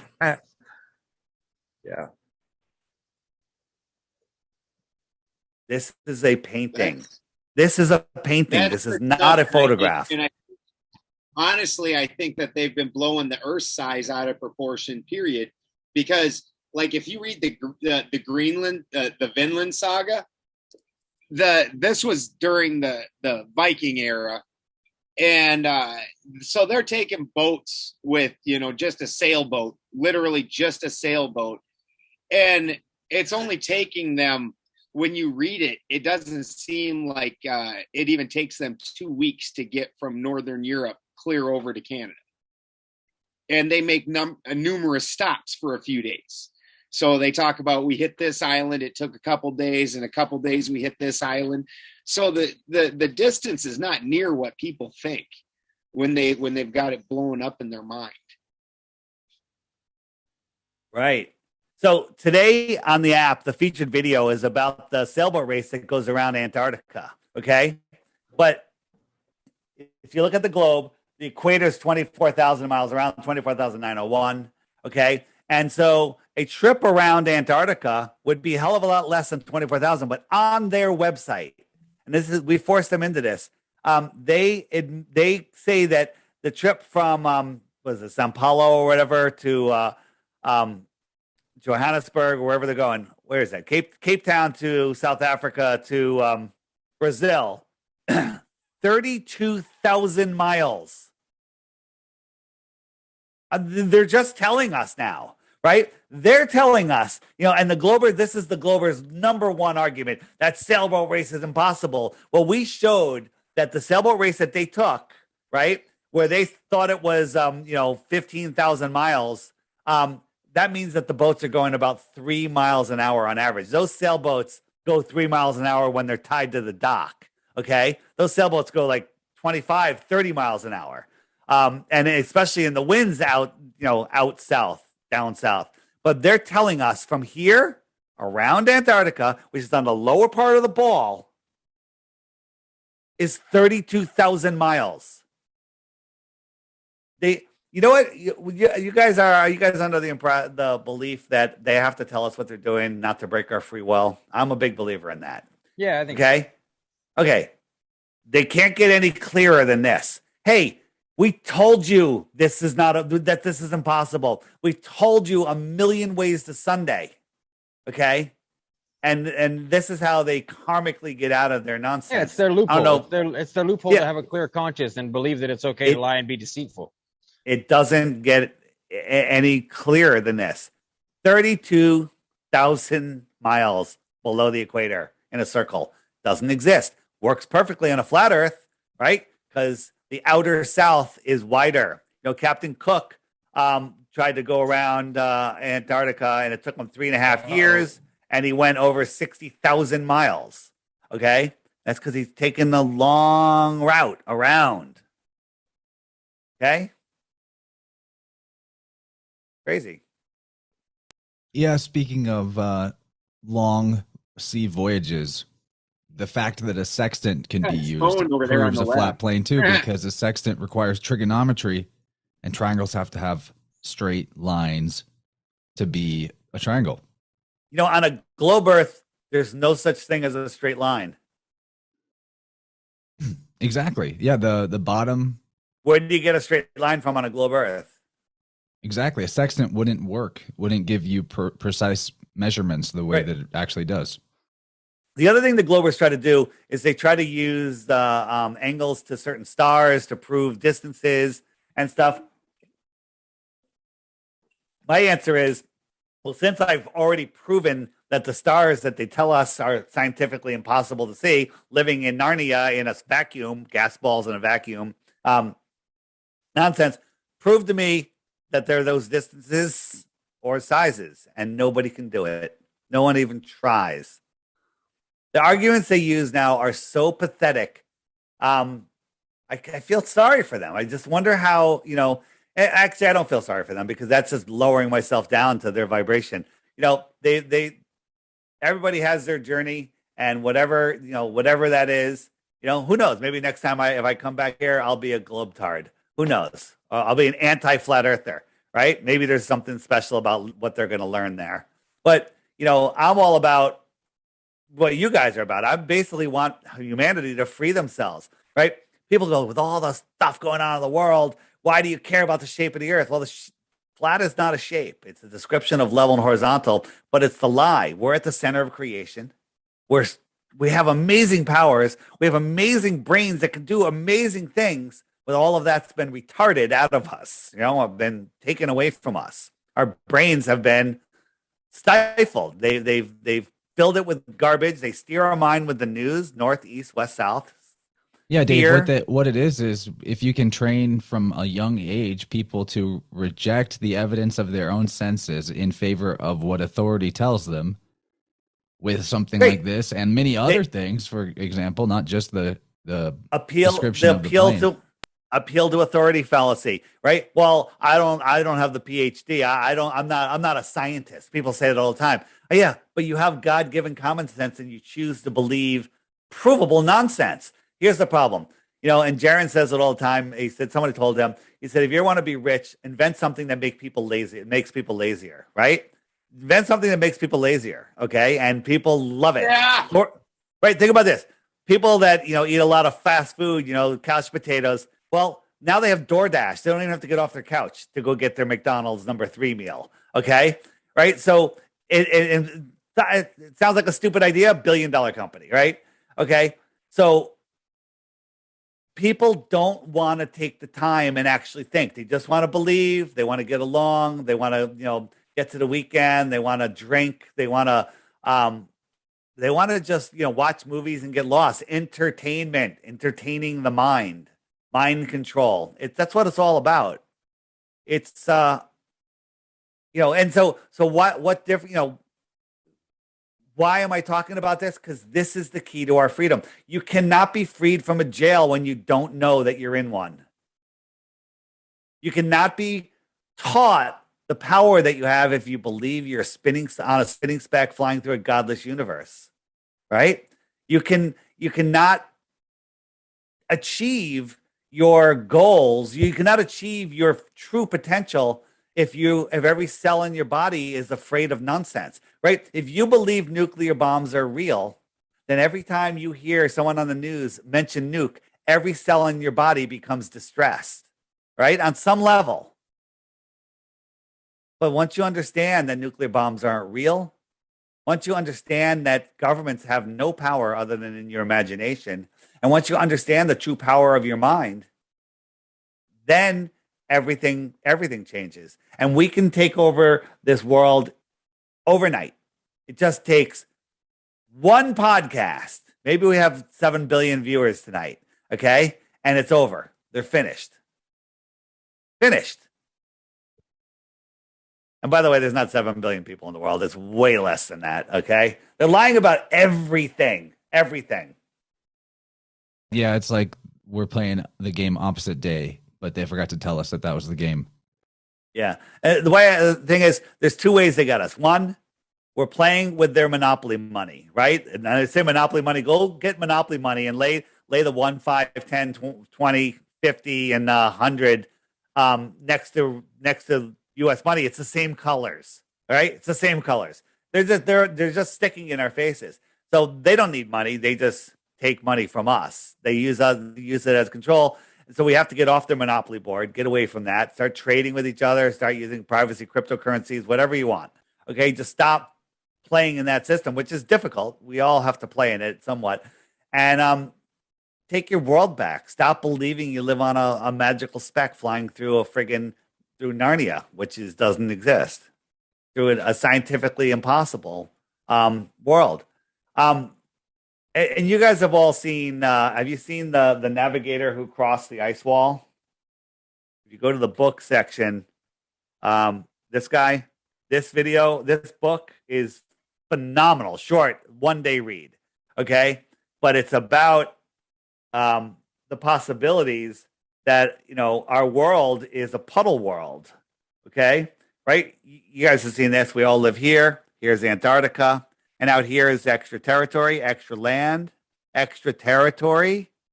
Who would come from an extra territory? Extraterrestrials from the outer space beyond Antarctica. Here on Earth, thousands of miles away, not trillions of miles and light years away, impossible through scientifically impossible space. Here, on scientifically possible, testable, provable terra firma, okay? then so what we understand about perspective and like the sun and moon, would it be reasonable to think that that extra Terra would even have a sun and moon that we can't see? absolutely, because we can't see the sun when it's going away from us. Right now, it's pitch black here. Right, the moon is in the sky, the sun is in the sky, but it's probably still light in California, and in Japan, the sun is coming up right now. It's just because it's farther away. Yeah, it's twilight right now. You can't see a street light a mile down the road. And the even on the clearest of day, the light doesn't travel that far. It fades out. I showed you with the fade out. That was on a super crispy, clear day. But you have atmosphere, you have water vapor, you have pollution, you have all sorts of stuff, and land barriers that are over your eye line. If there's a mountain in the distance that looks like it's at your eye level, but it's really 1,000 feet higher than your eye level, as the sun goes beyond that, it gets blocked, and you cannot see it. But the light, even if there was nothing obstructing it, the light can't make it to your eye. If you were a mile away from me and I yelled at you, you couldn't hear me because that sound is spreading out. Light does the same thing. But if I yelled through a PVC tube, you'd hear me. It goes right through the tube. Okay? Because it's focusing it, right? But light doesn't get focused. The same thing with light when you're talking about even a piece of selenite that you can put that beam light on it and it'll carry right through that selenite for miles. Right. And so this is now, whether this is true or not, I don't care. I want the right to go explore out here. So we live here.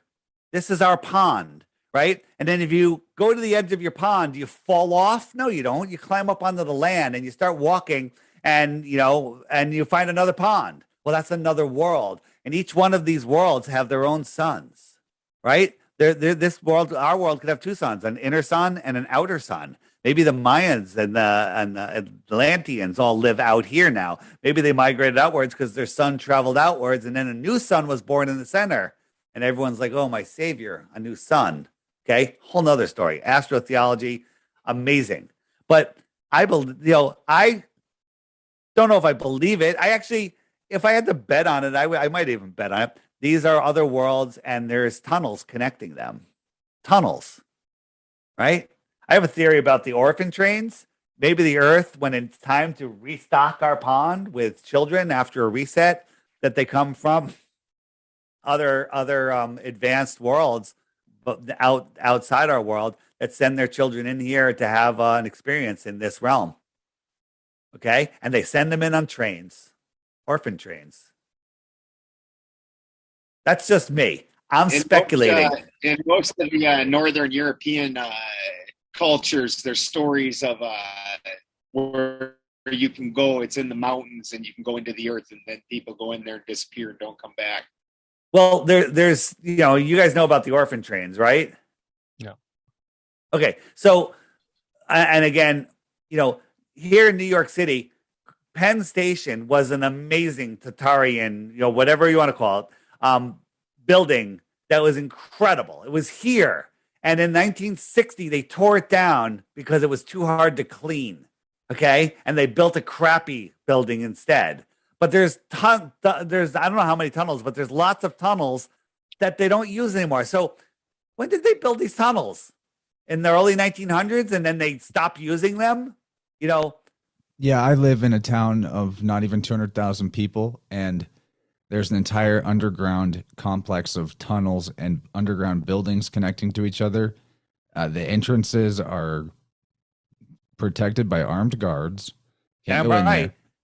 No, there's absolutely no reason for them to exist. There's plenty of room up top. This is not a dense population area.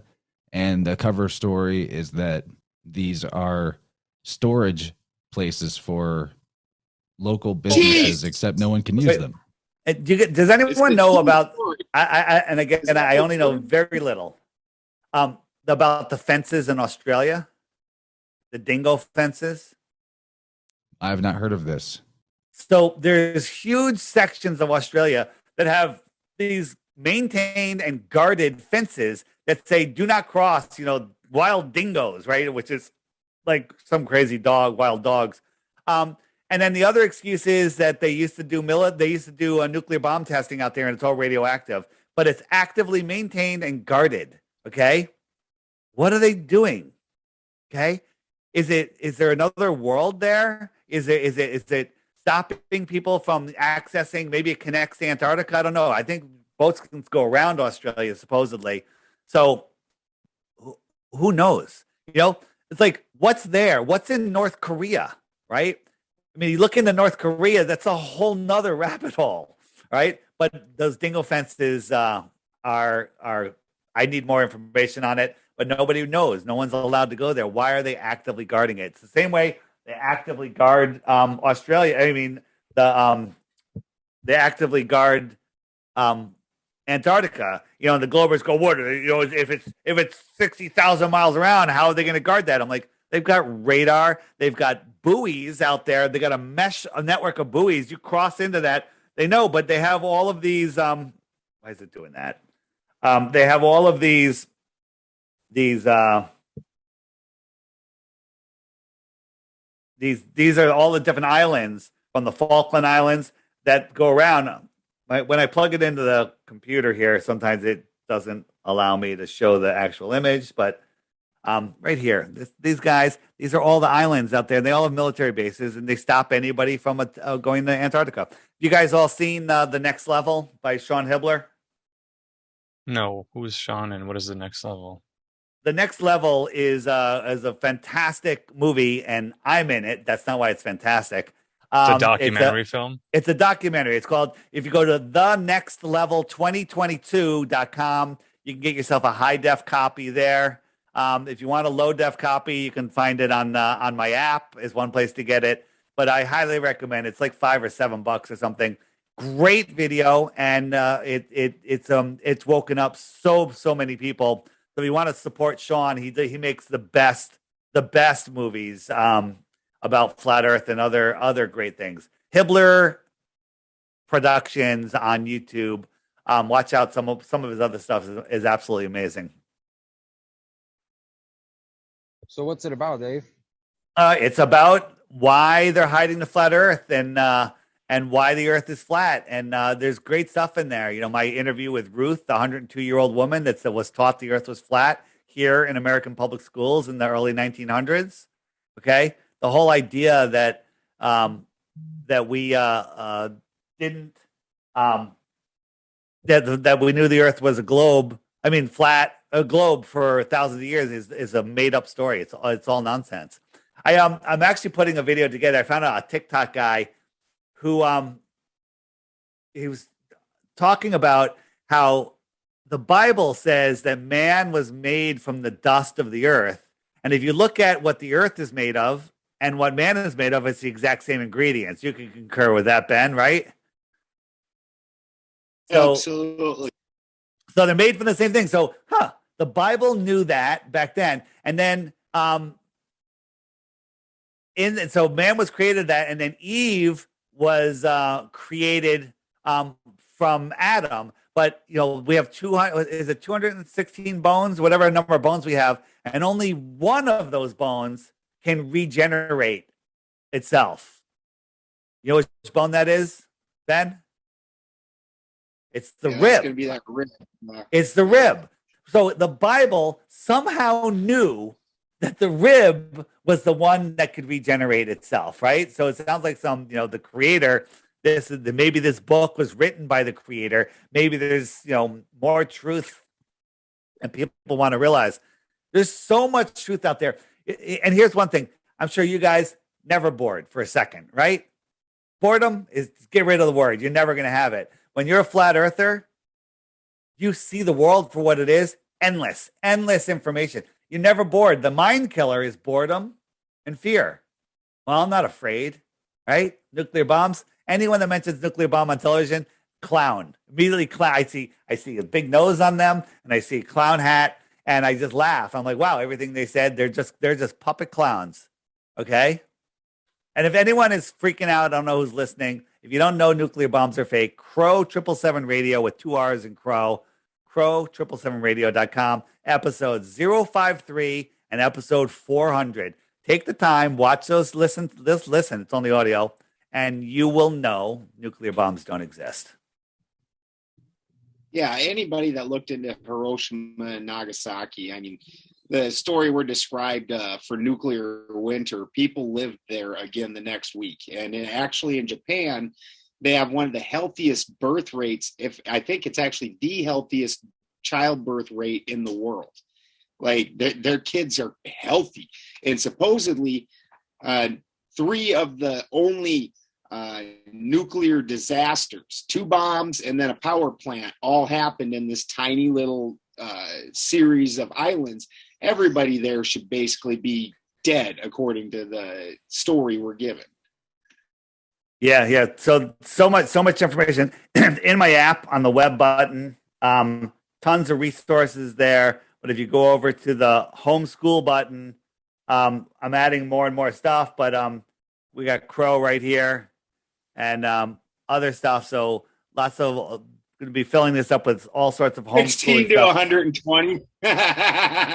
Yeah. Don't you? Isn't that a good number? For 121, that information is not for you. No, they already have that information if they made it to 121. 12, Yeah, if 12 you have a.m. 121, you don't need any extra information. You're all good. You're all full up. Right. And then, guys, I'm gonna have to wrap it up, but I just want to show people that think flat Earth is stupid. These are just the flat Earthers that are near me that have my app that have gone in on the friend finder. Okay, Can you show us on the map where the Flattoberfest will meet? Flattoberfest will be. Let's go look at the big map. I came in late. I'm so disappointed in myself. It's all right. So how big's your developer team to put this together, Dave? I got a team. I got some guys. So it's down. Well, I'm not even showing it well. It's in South Carolina, right on the North Carolina, South Carolina border. But look at all of these people, right? Look at all of these people. And I'm adding a new messaging system. It's going to be fantastic. It's going to be as good as iMessage, where you can do group calls, video calls, all sorts of stuff. So, tap on a dot and I could pull up someone's profile. I could send them a message. Anyone that has a little head in it, that means they filled out their profile.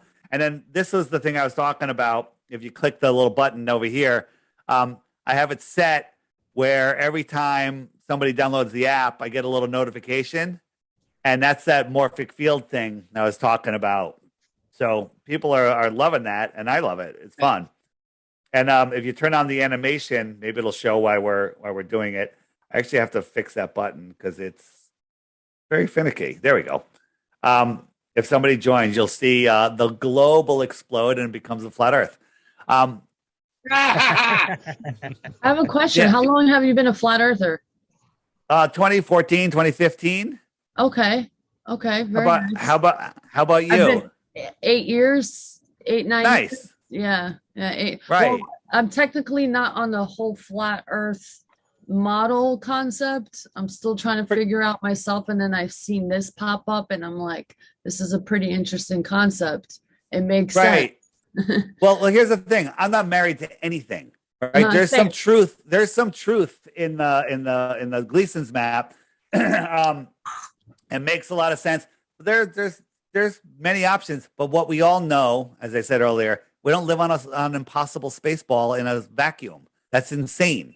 Okay, Yes, it's scientifically impossible. The leaps of faith you have to take, for everything about that is absolute ridiculousness. Yes. And then if you look at the globe trolls that are out there, they all have the same line. They all believe in this. Everyone needs this. And they all believe all the nonsense. They love James Webb, and flat earthers are saying it's CGI. It's unbelievable. And you say you're not married, so this app is also going to function as a dating application to match up people? Fantastic. Absolutely. People are using it as a dating app. Right now, if I wanted to do a meetup, I say, okay, I'm going to set it for 50 kilometers. I think, there we go. We got a new one. Somebody just joined. That's right. A Glober just died. Okay. So I have it set for 50 kilometers. And for me, there's 420 people within 50 kilometers. I could say having a meetup Saturday, 4 p.m. at Rico's Bar and Grill. come one, come all. We just did it in New York. 80 people showed up. Okay. And then every single person that shows up, male, female, younger, older, doesn't matter. You are best friends with them because they're awake and aware. They're on the same page. All of that, the important stuff is already synchronized. Then you just worst case scenario is you make a whole bunch of new best friends.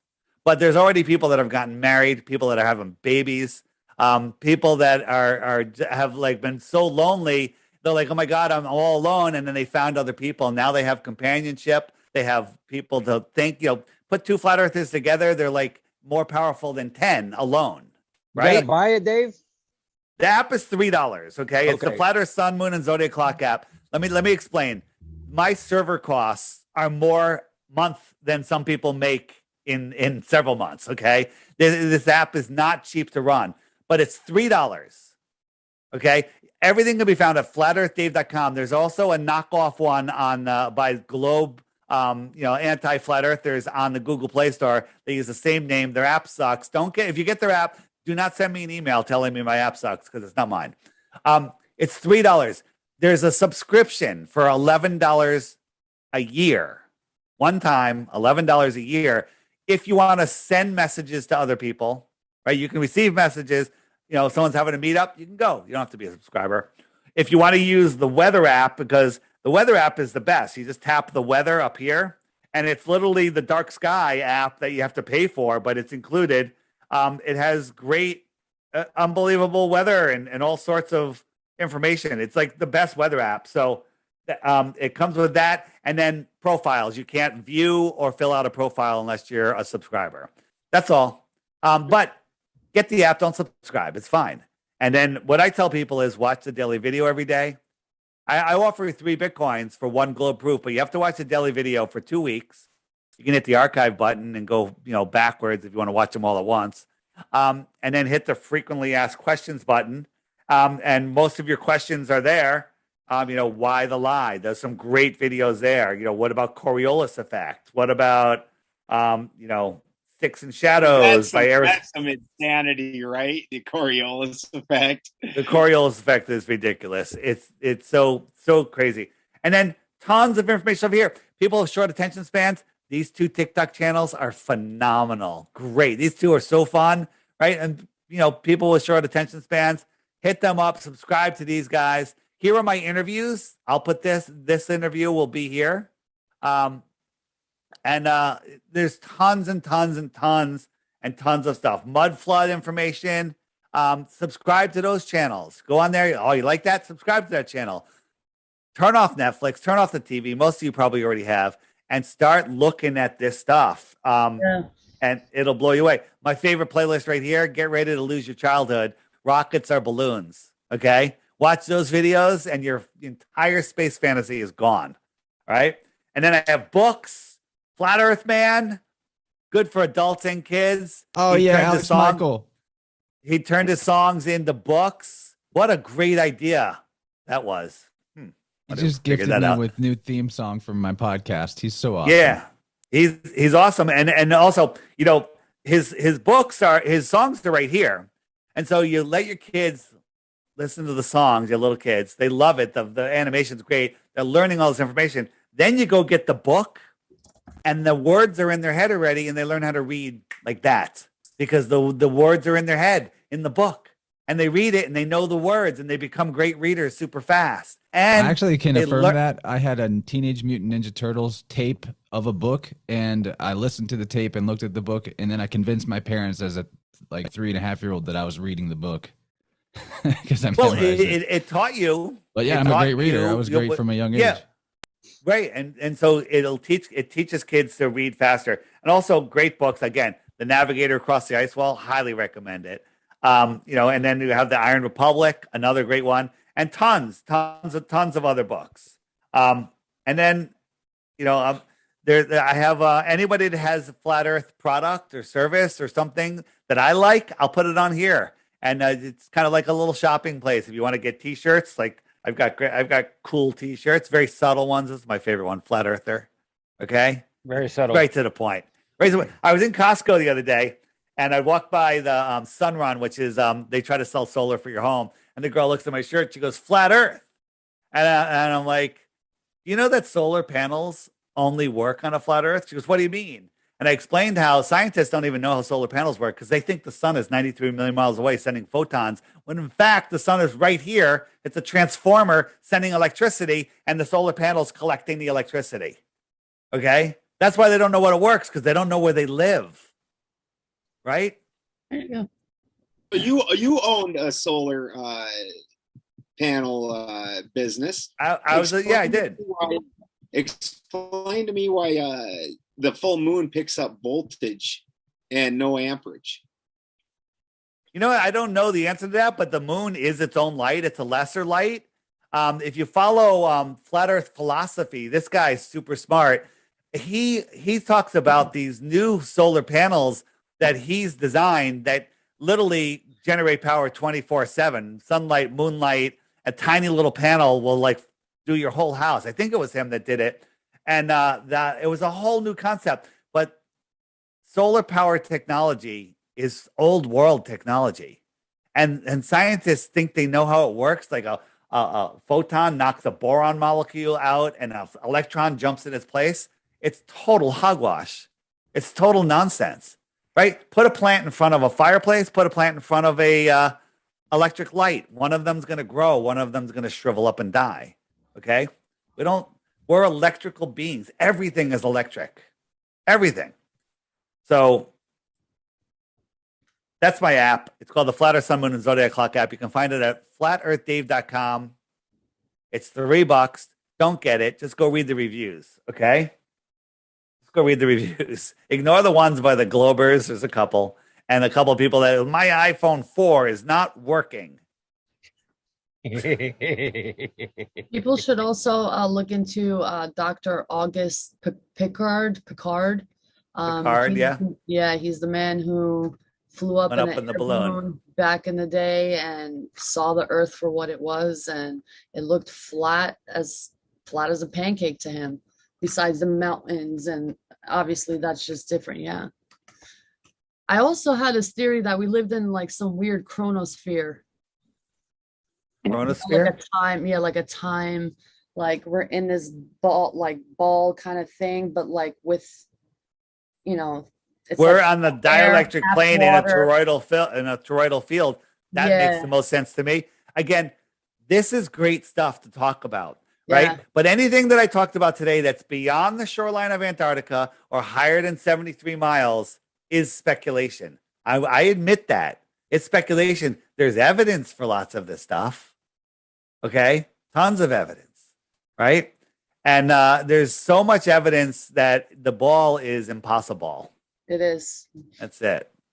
So the science isn't settled. We have a lot more to discover on our own for ourselves with our own observation. Right, but the science is settled that a rock, the Big Bang, once upon a time there was nothing. It exploded and became everything.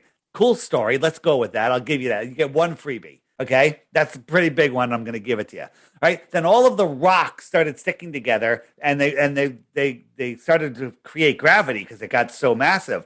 But somehow the gases started sticking to each other, and they got even to bigger masses, so big that they imploded and became nuclear furnaces, and they left a void, a vacuum in between.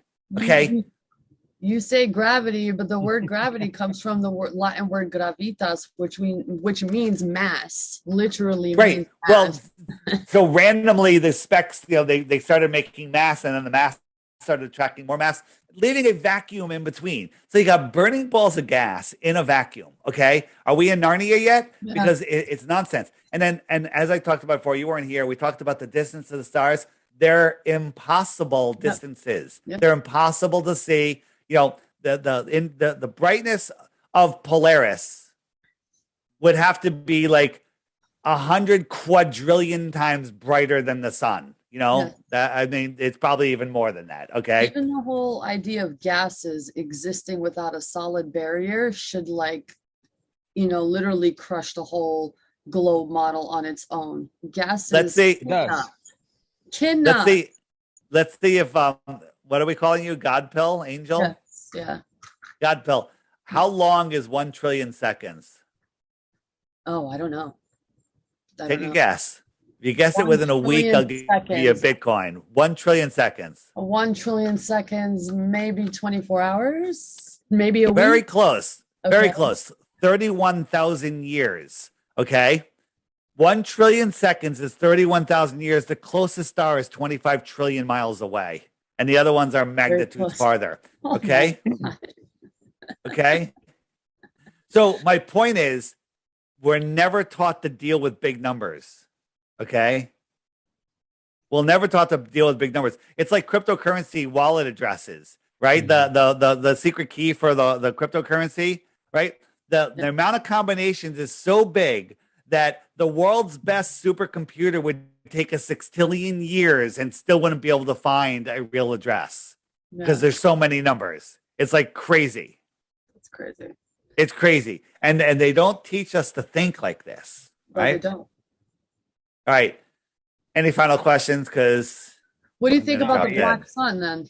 The whole the black sun, the whole thing in the earth. Somebody asked me about that today. I uploaded that video a while ago. I am a fan. I like it. I don't understand it. And I think that the northern stars, the southern stars, are a reflection of the northern stars. This is how I understand it. The black sun emits the energy for the sun and the moon to exist, which also creates the aurora borealis effect. Right. That's how I see it. You know what?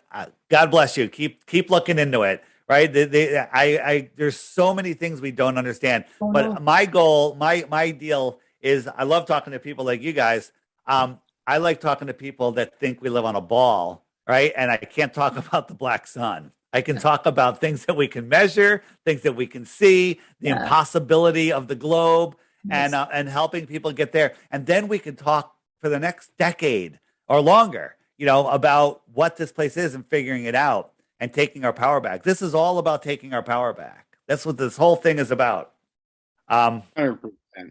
So for those people who are observing and they have cameras and equipment and they want to get out and search and research and do their own homework with their own eyes and cameras and things, what are you in the community encouraging people to focus on and to learn? You showed us a video of a guy taking a time-lapse photography on a flight to show the night sky and the lack of the parallax view with the stars in the background. Is that something that you're encouraging more pilots to do? Absolutely. Time-lapse photography? Right. And then, if we get proper funding, which isn't a lot, if you know how gyros work, I want to get somebody anywhere south of the equator to fly east or west. But once they take off, to have a vertical 3-axis gyro, line it up with east or west, and then use that as your compass, right? Because we know if we have a compass and we're using a magnetic compass, that we have to turn to maintain that heading, right? We have to make that circle. But if we have a gyro, a 3-axis gimbal gyro, line it up with east and west and go. In the north, if I'm going west, I'd have to correct to the right? So that compass would drift off, but that doesn't prove anything because it's the same on a flat Earth and a globe Earth. But in the south, if the Earth was a globe, I'd have to correct to the south, right? But I'm going to show you that east or west will go off to the right. I know that it will, right? But I'll prove it by doing this. So if I'm anywhere south of the equator, I use that compass, that vertical axis gimbal that holds rigidity in space, and say, okay, I'm going west. West will curve off to the right in the southern hemisphere. Earth is flat. Easy. We need a jet. We need the high-end gyros. We need a camera crew. We need to get some scientists. We need to document the whole thing. And that is a globe killer. Problem is, the average globe-believing, educated, indoctrinated person won't be able to understand what we just showed them. Not at all. No, not at all.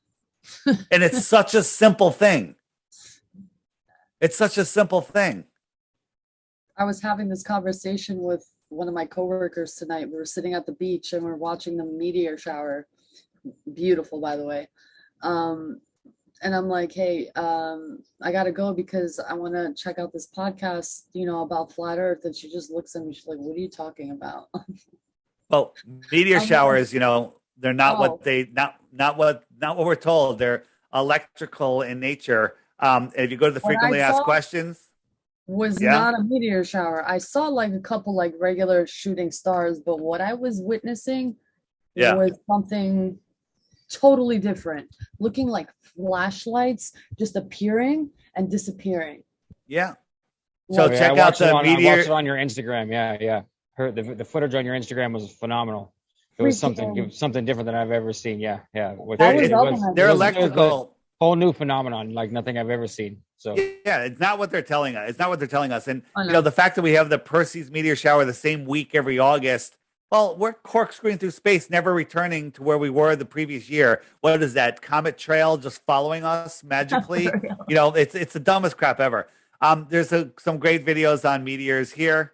If you want to send me your footage, I'd like to check it out if you want. My email is info@theflatearthpodcast.com. But my point was, what was I going to say? I had a good point. And now it's gone. you're good, man. You've beleaguered It's us with fun. excellent information, Dave. Don't sweat it, bro. We're good.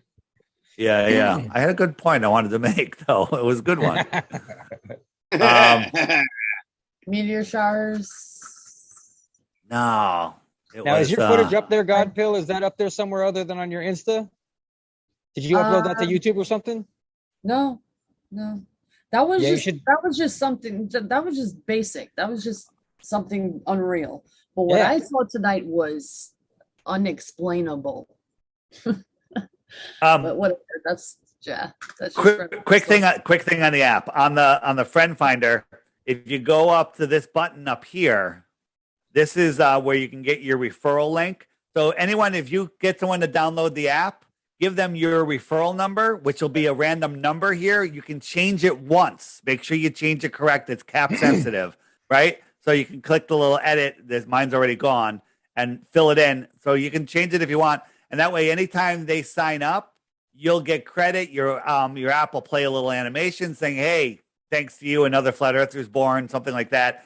But you'll get points, and those points are going to be worth something with the next update they do with the chat, with the video chatting and everything. They'll give you extra minutes for video chatting and stuff like that. And who knows what else it'll give you in the future. But it also gives you good karma, and that's all we really want. Yeah, free You've internet woken- points. You're gonna be you've for un- something later. Listen, every flat earther wants the same thing. They want to wake up other people. And when they Yeah. do, they feel good about it. You know why? You unplug somebody from the prison of the matrix, the globe. And when you unplug somebody, that's all I need. I mean, that's all I do. I mean, the satisfaction, and some you know, hot cheese. yeah, and some fucking hot cheese. Bring that stuff, man. I am Dave. Damn Just it. be wary because sometimes these conversations are very hard to have. And you will you will see some type of rage come out of these people and this anger, and you're just like laughing That's because the Agent so Smith basic. reaction. The Uh-huh. Agent Go. Smith reaction, where they were your Right. friend, and all of a sudden Yeah. they're agent for the Matrix. Yeah. If you click my my interviews link, there's some classic interviews on here, but you can't get to the bottom of this list. I've done so many interviews, it just goes on and on and on forever. Yeah. Like a Weaving Spiders Welcome episode on a Saturday night. We go on and on forever, and we Yeah, can keep yeah, you here you guys- forever if you'd like to. That's your choice. It is midnight here, and I have to go to bed. Give yourself Thank a you. break, Dave. Thank you so very much for coming, brother. man. We Can't appreciate wait talking to to you. spend time with you again. I came in late. I'm so disappointed. And you're always invited back. Anytime you want to thanks. come and just hang out. You're a co-host of the show now. All right, very nice. Thanks, Ben. Thanks for inviting me. You guys are fun. I was hoping there'd be some Love you, brother. Globies here, but you know what's funny? When I first started doing this, like it was hard to get on shows and stuff, and anyone that had me on is like, "Oh, we're gonna make fun of a flat earther." And then now, like when I reach out to shows, they're like, "Oh yeah, flat Earth, yeah." I'm questioning the globe. Like most people are globe earthers. We did last thing, and then I'll go. Jaron and Jenny and I, we went on Omegle. You guys know what Omegle is? It's like it's a Omegle, and we were looking for random people to flashback chat roulette them. application. Yeah, we did it the other day. It didn't work out so well. We had some boys, a lot of dick pics. A lot of dick pics, and luckily we bailed off of YouTube quickly, and we went over to Rockfin, and so it was pretty bad. But the first time we did it, more than half of the people that we started talking to, they're like flat Earth. They're like, yeah, the Earth is flat. I was on the show with you when we did the Omegle thing. Oh, you were, weren't you? Yeah. No, that was the first time we tested it. We tested it that time. The next time we did it, and more than half of the people were already flat earthers. We're like, how many freaking flat earthers are there? So, the app is telling me that there's a lot more than they're telling us. And when we're going out talking to people, it's just people are afraid. People are afraid to unplug because, everything changes when you do, but it changes for the better. All right. I'm going to go so you guys can talk because I haven't stopped talking. That was great information. Love you, Dave. Thank you so much. Thank you, brother. Thank you. Can't wait to see you, Ben. Thank you. All right, guys. Absolutely. Thanks. See you. See you, man. Thank you. Yeah. Bye. Where is the curvature? Where? No curvature.